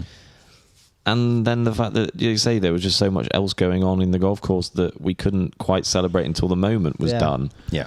And it was obviously, I'm never going to complain about winning a Ryder Cup, but it would have been nice to kind of have that, like, you know, it's not a moment that's going to be shown on telly, like him picking up his ball. Exactly. You want that Martin Keimer 2012. Exactly. You want that win. You want everyone jumping around. We didn't get that. Yeah, there's so many great moments, as you say, from Ryder Cups of someone rolling in a putt to win. Yeah. And the one from this year was essentially him picking up his ball. Basically, all the highlights from this year's Ryder Cup came from the first 2 days. Realistically, there were some good moments on the Sunday, but yeah, for me, it never completely felt like it was never in doubt in my mind. No. All right. Well, that's interesting. I think it could have gone, but I think that it could have gone back because especially those last sort of groups where, like, with Lowry, like, Spieth was winning that. Fowler was winning against Fleetwood. Like, there was a lot of red going on. There was a lot of red. There was a lot of red going on, and only a couple of blue. You know, obviously Scotty was up on the last hole as well, so there was a bit too much. You know, like you say, it probably would never, like, it didn't feel that bad, but like, it could have gone. Yeah, that's one of those hindsight things. But it could have gone. It was that thing. Obviously, we're talking about like momentum and things like that. But for me, it was like at Medina. It was one of those cases that you got the sense that something's happening here. Yeah, you got the feeling that hang on a second, there's something going on. There's a chance here. And then that chance started to build in, like, oh my God, there's an actual chance.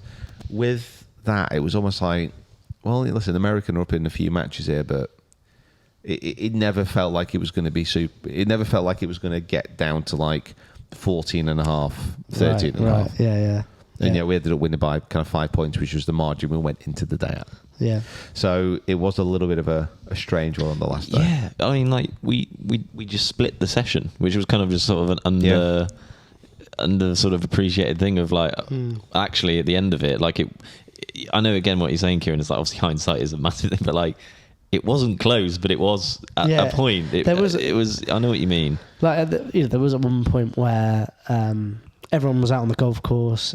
And it was like at a point where there was so much red going on. And then like there was that shift where I think, like I said, that John Rahm sort of moment where he ties it, then it all started to just go that little bit more. And then obviously Hovland getting his point. So it was, it did go. But I've got a little bit of a theory every now and again that like the Masters, for example, it can actually be a bit of a stinky major.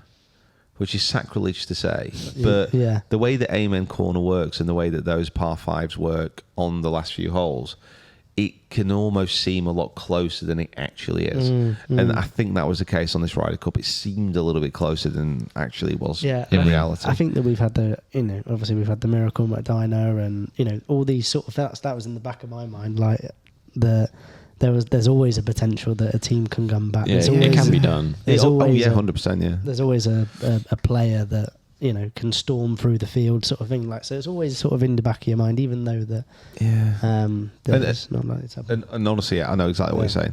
It just never, on the ground, it just never felt like that. Maybe because it was obviously such a European crowd. Yeah. But it was just like, I don't know.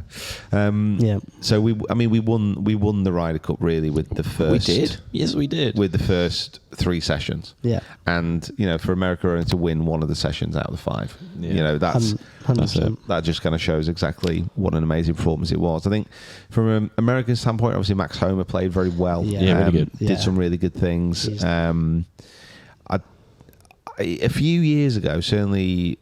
Kind of at Whistling Straits, you were looking at the American team and you were thinking there's a lot of incredible young players here.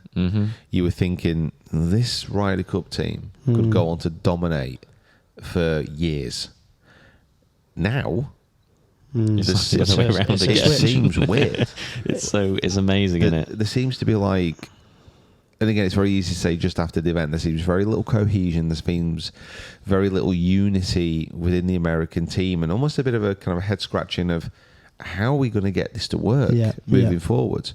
Whereas the Europeans, like Rory in the press conference afterwards, the first thing... Oh, they're on to next one. The first thing he was talking about was, yes, it was an amazing victory, but the hardest thing to do in professional golf is to win an away Ryder Cup. Yeah. And that is what we are going to do at Brookline. Yeah. Bethpage. Bethpage, sorry. The first thing that was on his mind. Yeah. And the first thing that everyone in the European team reacted to as well. Yeah, no, every banging the table. Slapping the table. It was so good. And that is what I mean about like a team with... Because it's not momentum just at the Ryder Cup. It's about the whole kind of group and the whole process of looking to an event and having unity across years, not just across 1 week. And that is something where I think that's a really good line, actually, Pete. I think like the Americans, it feels like they do come together for the week, whereas the European stuff just like it starts when it's a Ryder Cup like run, and you know that the teams are starting to build, and there's a year of the team like you earn your points.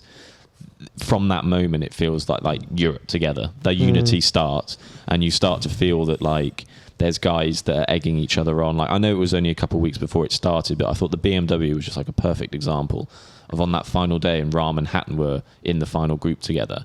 And when Rahm couldn't win, but he was stood watching in a stroke play event where he is meant to be against this guy, and he stood watching him on the 18th putting and egging the ball to go in and wanting him to make birdies to win this tournament, which I don't know if their kind of friendship is something, because it's not necessarily one that you know much of if they get on particularly well at all, which you obviously do.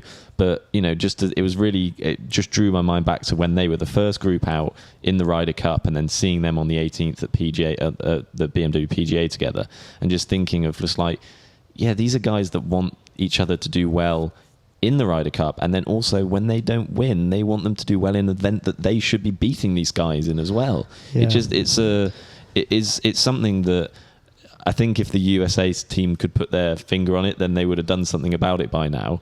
And I think Mick made a comment in our group chat about he wasn't happy with how Zach Johnson's kind of mindset of like just going and letting the guys do their thing, and that that kind of mentality or that kind of they'll figure it out kind of thing, and that kind of approach has been used before.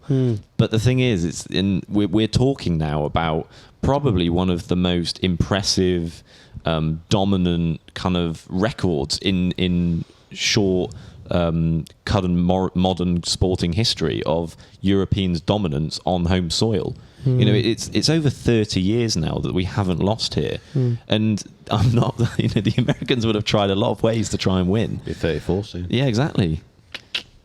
You go. I've forgotten what I was. Sorry, that was a bit. That was quite. I forgot. That was on the one there. It's come back to me. It was. I mean, obviously a great day, and then after it all died down and everyone was kind of all excited, kind of the celebrations began. And this is the most. Can I ask one question before, because I found out what I wanted to. You found out. He's found it in his head. Yeah, there's two internal dialogue going on. What was he wanted to ask? That was it. There's two questions. One, obviously with the whole live thing and like not being allowed to go in. Who do you think from 2019 or 2021 Ryder Cup? Who do you think the biggest missing player was for the US team? I think it was just DJ. Yeah, just DJ. But again, he's not been playing amazing this week. For me, it wasn't the live players. And you got DJ and you got Taylor Gooch. And Bryson, yeah. Bryson to an extent, but Bryson really has only started playing well on live very recently. Right.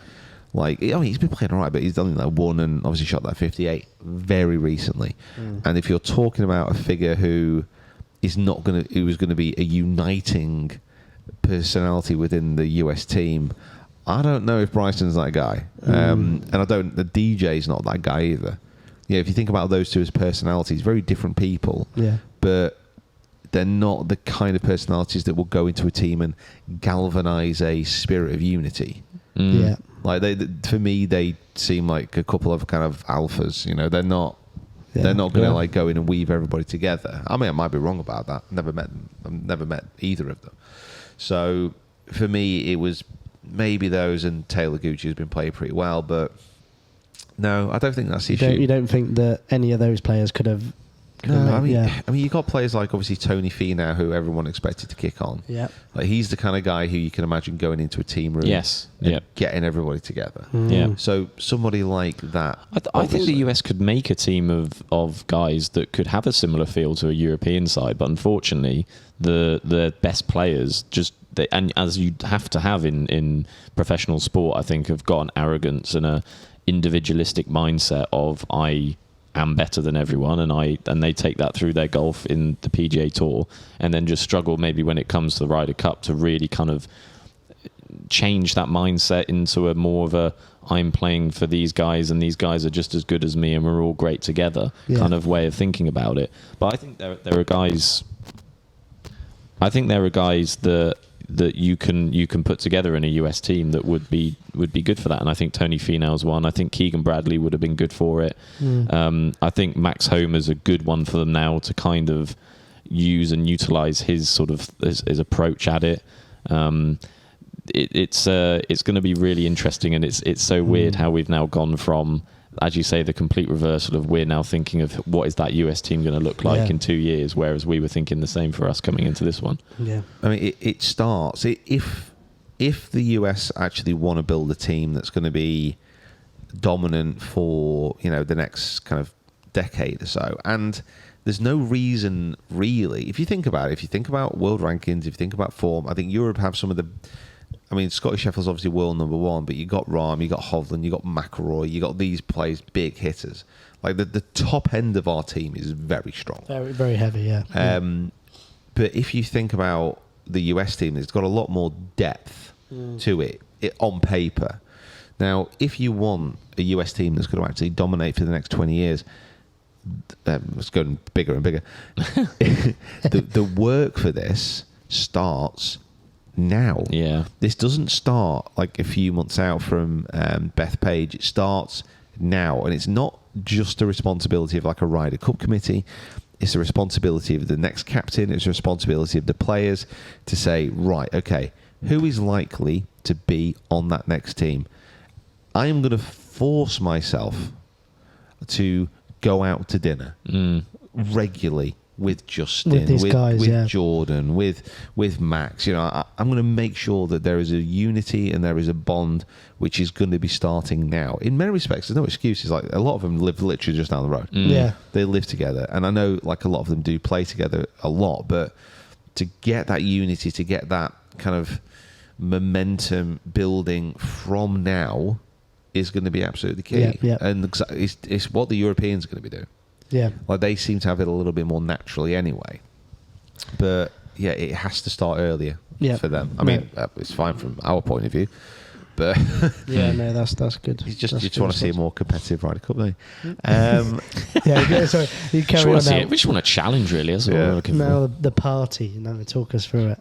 Yeah, I mean, everyone just like unleashed as soon as that kind of as soon as it was all over, as soon as like all the work was done, everyone was just like completely relaxed, and everyone kind of like left when the golf was finished, went to the presentation, which was quite cool. Again, quite short, quite brief, better. Not Tom Grennan Yeah, coming on and having two more songs. We didn't have to wheel anybody out. It was just like, here's a trophy, here's the team, speeches, woo, fireworks, fantastic. Boom. Let's go have a drink. So everyone kind of went off into the fan village, where they had a band on, which was a bit. I mean, I'm not, a musician. I don't know, the ins and outs and the inner workings of a band. Okay. This band was covering songs, and they were okay. Mm-hmm. They were okay. I kind of feel that they could have maybe got someone a Right. little bit more, Okay. better.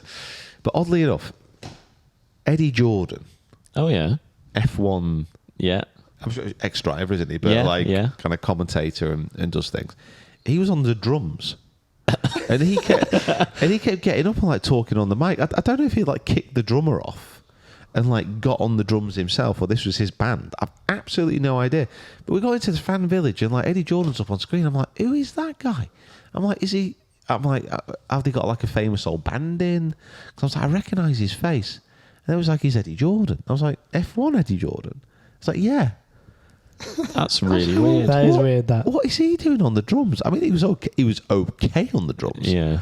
But he wasn't shredding. Yeah. And I was like, Yeah. I was like, this is really odd. Anyway, they were playing like covers. Everyone was having a sing song, having a few drinks. A few. A few. It was quite. What's the word? I think gratifying is one of the words to use. It was a little bit. At times, it was actually a bit like getting a bit close in many respects, because we kind of wandered up to the stage. Now, bear in mind, it was like influencer group. Yeah. So it was me, it was Rick, obviously, biggest YouTube channel there is out there. You got Seb, you got Mir, you got Ollie from a cricketing standpoint. Yeah. And then you got me kind of having a wander in the middle of them all. And we kind of wandered up to the stage. A few kind of people spotted us, came over to take some pictures. Then all of a sudden it was like A barrage of people. everyone was like on us at pictures Yeah. and everything. It was really cool, but like we had a couple of drinks at this point. It was like, oh, hello, this is getting It's getting a bit- it's getting a bit fruity. So we're like, right, okay, well we'll head over. We'll go to this bar over here. It's like this House of Peroni. It was called. It was just like a hospitality, not like a public bar, open bar. Some pepperoni. Yeah. So we all went in there, got a few drinks. All the singing started. Everyone started like jumping up and down. There Tommy Fleetwood. And all that. Tommy Fleetwood was where the left side of the bar, where the right side of the bar. Lots of olays. Everyone go mad. We were right in the middle of this. Somebody was on. There was like someone had brought a beanbag in somewhere. A massive beanbag was in there. And they'd put it on like in the middle of the floor. People were getting on it, and they were using it as like a duvet sheet when you like flip someone up into the air. Oh, right, yeah. So they use these beanbags to flip someone up in the air. So they're flipping people up in the air. Did you get any videos of this? Maybe. I think I'll have a look. But they were saying, "Oh, Pete, get on." I was like, "I'm not going on that." Anyway, Rick's had a few. So Rick gets on it. Of course he does. Flipping him up in the air, landed it. And there's a lot of people there around. So, like, it's fine. Goes up a few times, gets off. And then everyone's, like, dancing around for a bit. And then they get this other guy on who's, like, dressed in a full Roman costume. But they flip him up and he kind of goes off to the side a bit and he comes down and he smacks his head on the floor. Everyone's like, oh no. He gets up like pretending to be okay. I'm like, this is getting off the chain. Then everyone's jumping up and then there's potted plants like flying through this the is what I was That's about what to say, I saw. Like everyone's like holding like a chair holding and plants. Well, it's like where the left side of the bar. So they were trying to make themselves like bigger. So everyone's holding plants up. Everyone's holding chairs up. Everyone's got a table on their heads. And it's like everyone's waving the flag. All very friendly. All very friendly. It was a great atmosphere. I'm assuming there's a lot of Americans involved in this then. Oh, yeah, 100, yeah.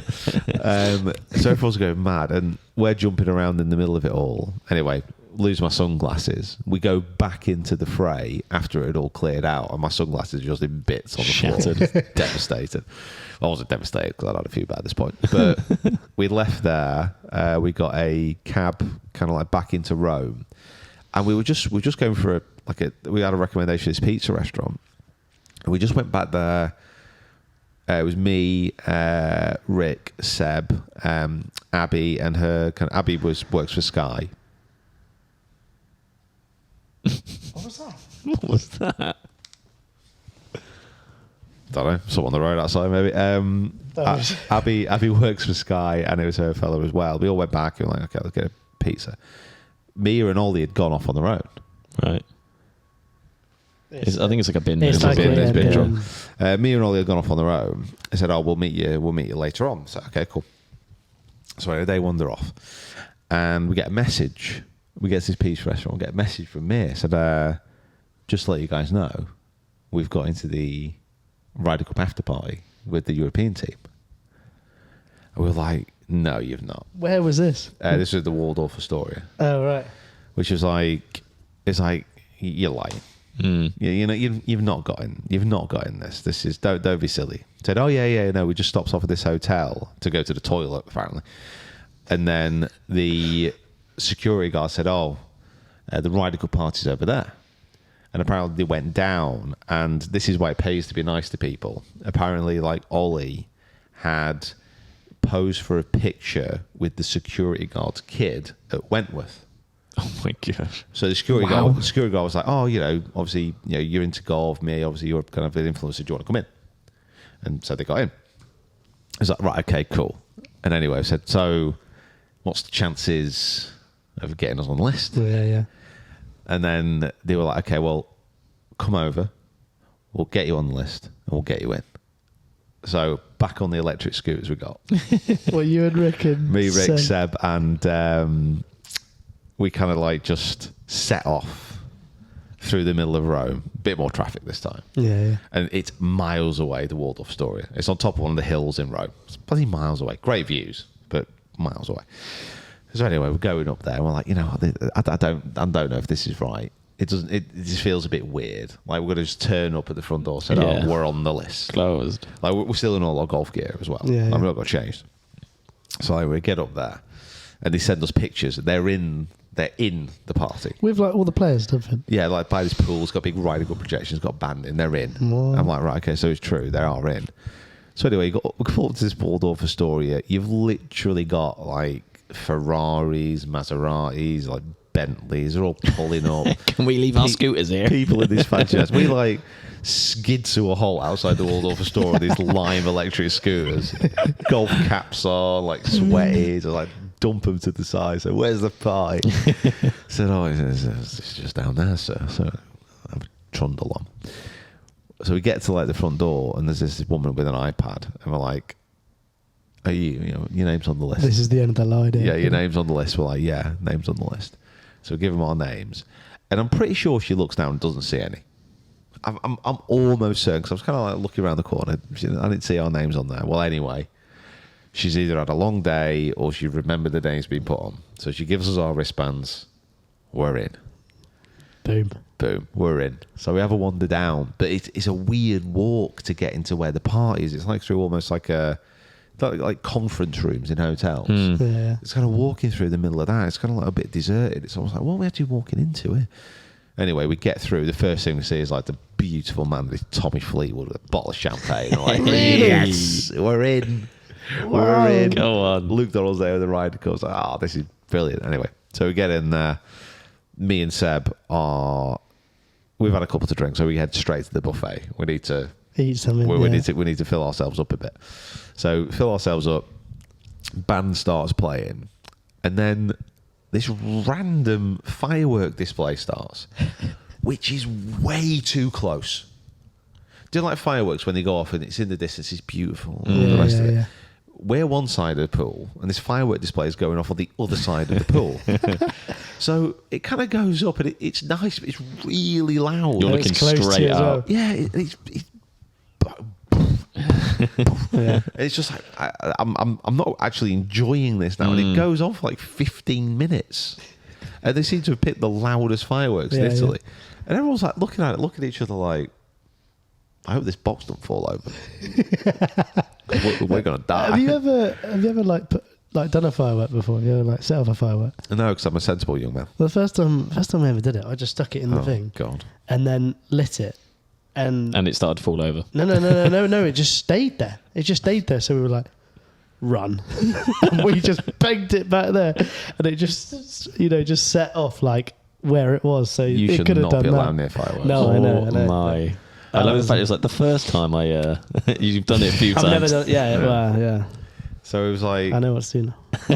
yeah, it was a bit weird. Then like a band started playing, but they only played like 4 or 5 songs. Obviously, we got there a little bit late, and then they kind of went off. But it wasn't raucous. Like we saw some. There was a bit more sophistication to it. It was like a wine mixer. Right. Like there was a lot of people there. There's like a few hundred people. I don't know, maybe 300 people, maybe. You had obviously players, like coaches, wives, girlfriends, businessy people, kind of hangers-on. You, me, Rick. So I wonder what the hell we're doing there. And it was all a bit like everyone was just having a nice drink and a chat. I was expecting a bit more. What was Shane doing at this point? Did you see Shane? Yeah, I saw Shane. He was mixing. He was having a drink. Not like he wasn't going like. No. All the players were just mixing, having a drink. Like I spoke to a few of them. Like spoke to Rob, spoke to Nikolai. Had a wave to a few others, and it was just like. Did you see Rory? Didn't see Rory. No, saw Luke. Didn't get to him in time. So they had like a little upstairs bit as well. There was ropes off from everybody else. Ah, right.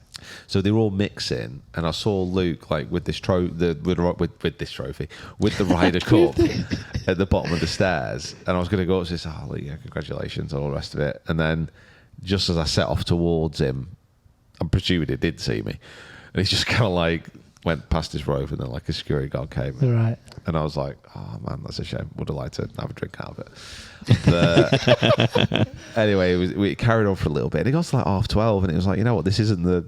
It's not the vibe we were. The vibe that we were after is what happened in the fan village. Yeah. Yeah, we wanted people jumping in the pool. Yeah. We wanted that kind of vibe. And it For did, content. Yeah, for content. Obviously. And it didn't really happen. So I did my favourite thing to do in the world. Is I got on a scooter. Dutch goodbye. Right. And then had a little tootle through Rome in the middle of the night. Is Very it, nice. is it Irish goodbye or is it Dutch goodbye? What's that? When you do that, when you sort of just leave.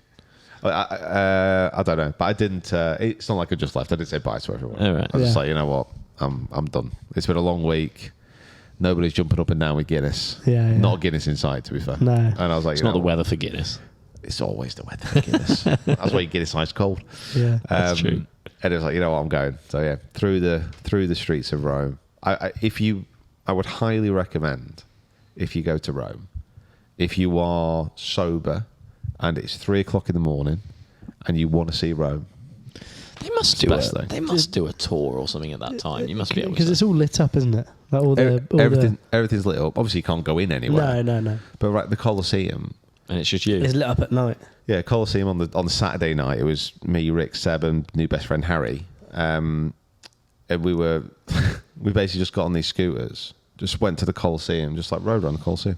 just taking it in. Yeah. And not very many people were there. No, it's That is really cool. So you spent a lot of time with them. You really like on like the Saturday night and the Sunday, Sunday. especially the Sunday as well, because it was your day off somewhere. yeah, almost. day off. So the Saturday night again, when we went out for a few drinks, ended up in this.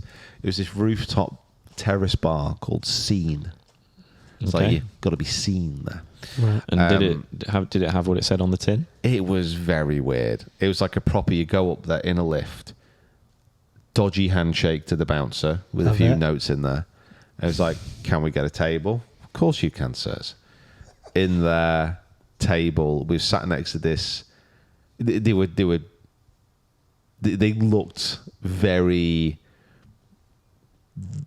They had suits on, smoking cigars, and it was like, I don't want to sit on this table next to them, because if I knock one of them in the shoulder, you know, I'm going to be thrown over. You're going to wake up with a horse head next to you in the morning. I'm going to wake up with a horse head, and it's like, you know what, I don't want to do this. Is that Godfather? Yeah. And it was like, oh my god, this is so weird. And then like everyone in there was looking a bit dodgy.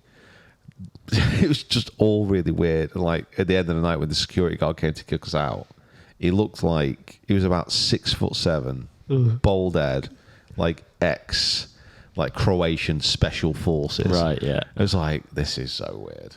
Yeah. So I was like, got out of there, got my scooter, went home. Go home, yeah. Did you keep the same scooter the whole time? I might have. It's great. Honestly, I had such a good time on them. They are good fun. Did David go to that as well? No, David ducked out at the meal that we had. At the meal. At the meal? When was this? This was the Saturday night. Yes, we did, because we went to Soho House in Rome. Where are you getting on? I must admit that I literally forgot about this until right now. We went to another rooftop bar on Saturday night to have some food. What the hell? Which was very nice. It did, however, reconfirm something. What? So I wasn't paying the bill, so I had lobster pasta. Great choice. Actually, wasn't that expensive. Who paid? Sky. Oh, right. Oh, really? Thank you, my Thank good you, friends at Sky. I'd say other streaming TV providers are available, but I don't believe that anymore. Oh my God, how have I forgot about this? We got stuck in the lift. Okay, go on. Honestly, I don't know how I've just... We'd obviously had a bit to drink. There's a lot going on, to be So fair. we got the taxi back. Me and Dave, we got a taxi straight back to Soho House on Saturday night. Soho House is like a place you've got to be a member. Yeah. Same as in London. Yeah, which obviously we're not.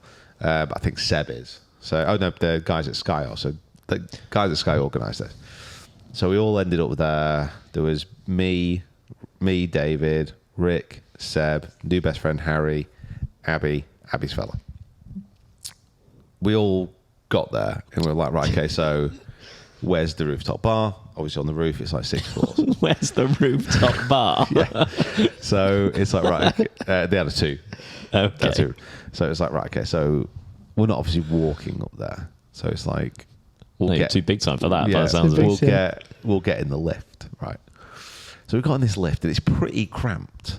Right. It's pretty cramped. So I don't really know, like, it's a bit like, it's only up there, it's fine. So anyway, we all get in this lift. Rick, being a bit very merry, says, oh, would it be funny if I pressed all the buttons? I like press a few of the buttons, like, oh, for God's sake, Rick.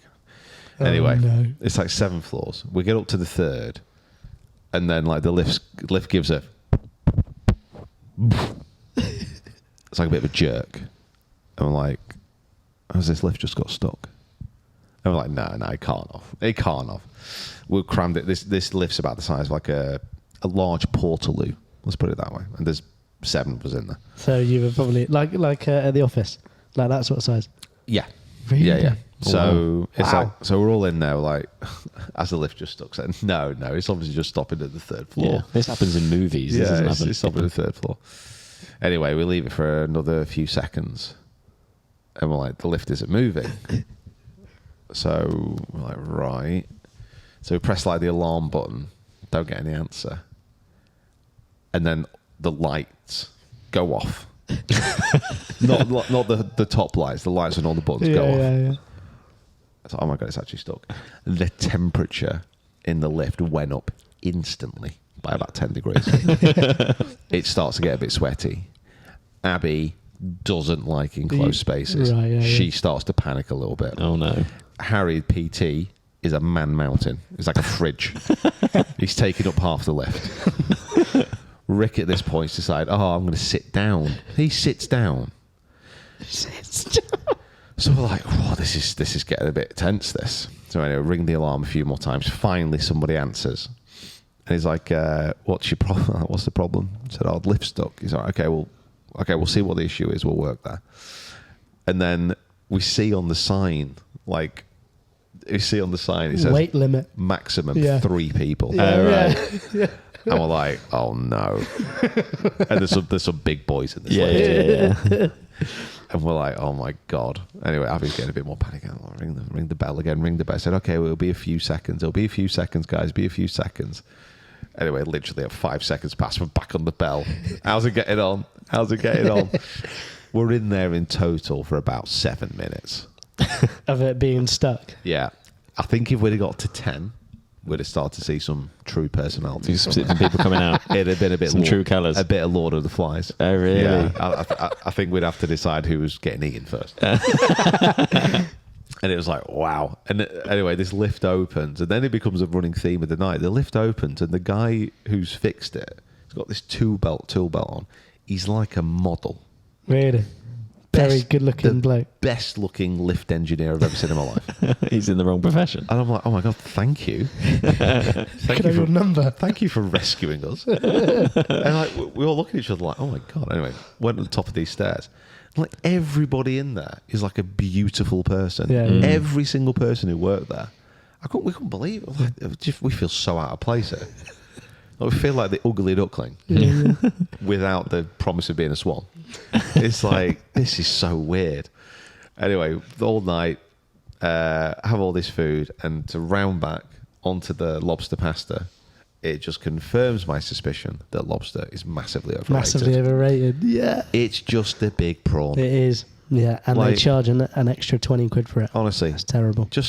It's just a big prawn, guys. Yeah. Like what's the added expense for? And normally they get you to bloom and do it yourself as well. You got to take it out. You got to crack the claw. I actually asked. What to remove it? I said, "This lobster pasta, are you going to do the work or am I?" Right. And they didn't understand. I said, "Just make sure it's out, No shell. no shell." And they were like, "Oh no, it's the way it comes anyway." So anyway. I was going to say, that would be pretty harsh in a pasta. Yeah. Yeah, but I switched off from the rigatoni. Should have had the rigatoni. What was the rigatoni with? It was just like a bacon and tomato kind of sauce. Ooh. Classic. I think rigatoni might be the best pasta shape. Yeah, I think so. I had how's it pronounced? Figioli or figuroli? It's like an Italian soup with pasta. Okay. And I had that the next day when I was a little bit hungover. Was that? And I got a very approving, I imagine when tourists go to an Italian cafe, Italian restaurant, they generally will just Have a order margarita. Yeah. Or carbonara. Or cassio e pepe. Carbonara, not even cassio e pepe, probably carbonara, spaghetti bolognese, lasagna. Yes. Right. Yeah. Gnocchi. Yeah, gnocchi. So I was like, "Oh, can I have this?" It was it's like a peasant's dish basically, and like the old woman who ran this place gave me a very approving Yeah, nod and nice. spoke to me very No, you should- approvingly in you should- Italian. yeah, Didn't nice. understand what she was saying, but I was like, "Oh, thank you very much." Wow. Oh. You had Well, it sounds like you've had quite the week. trip. Yeah. Rome, by the way, is the worst place to have a hangover. Yeah. It's so loud, so yeah. loud, so busy, Yeah. and so hot. Mm. Especially when you're like, It's not a good 3, that, is well, it? I thought that the best way to walk off my hangover to cure it would be go to just have a walk to a landmark and just have a look around. And I thought, well, what's going to be cool? A church, as in Yeah. temperature cool. Yeah. I thought, Well, on both. I thought, yeah. So I had a walk. So, this church looks really nice. It was about a half-hour walk. I was like, perfect. So I strolled down there, got down to it, and I was like, it's built on top of a hill. And it's just got about 6 million steps, marble steps built into this hill to get up to it. It's like a pilgrimage to heaven.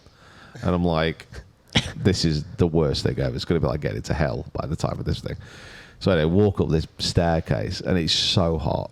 and the sun is just reflecting off this stone, and I'm like, this isn't going to be worth it. And it was. It was a very Really good? very beautiful church. Lovely.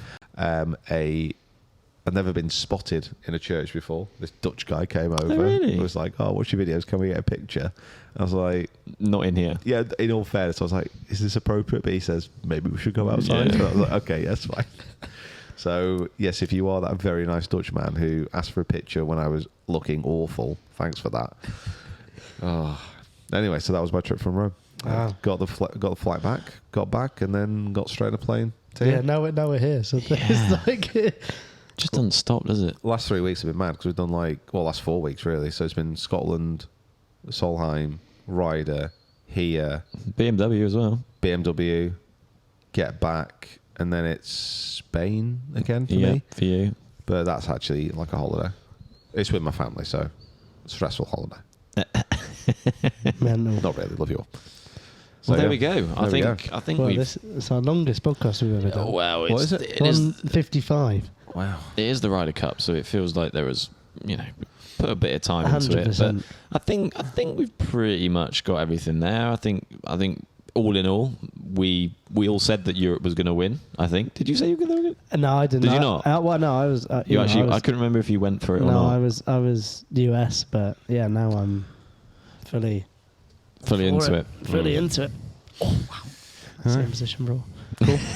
Right. Well, I just want to say big thank you for everyone for listening. You've been absolutely wonderful, beautiful people as always. We're going to go now and sort out the goal for the week. Maybe get some food for the Airbnb as well, and yeah, plan out what's going to be a very fruitful trip to Florida, as long as it doesn't rain. What's the weather like? Ah, now? it's a bit Pretty tropical. sunny. It's just tropical. Apparently, it's been raining here quite a lot recently, so hopefully Looks lovely. that goes. Right, guys. Thanks for listening. Thanks for watching, guys. Thank you for being part of this. Thank you for being able to get over to the Ryder Cup, and thank you everyone for just being you. And thank you for Italy for inventing ice cream and pizza And pasta. and pasta. Although I'm sure that's argued. And beer. Like having beer. Do you know what I mean? Like- Wow, Thank you, Italy, for having beer. big takeaway from this podcast. Cool. Right. All right, guys. Right. See you in a bit. Bye. See ya.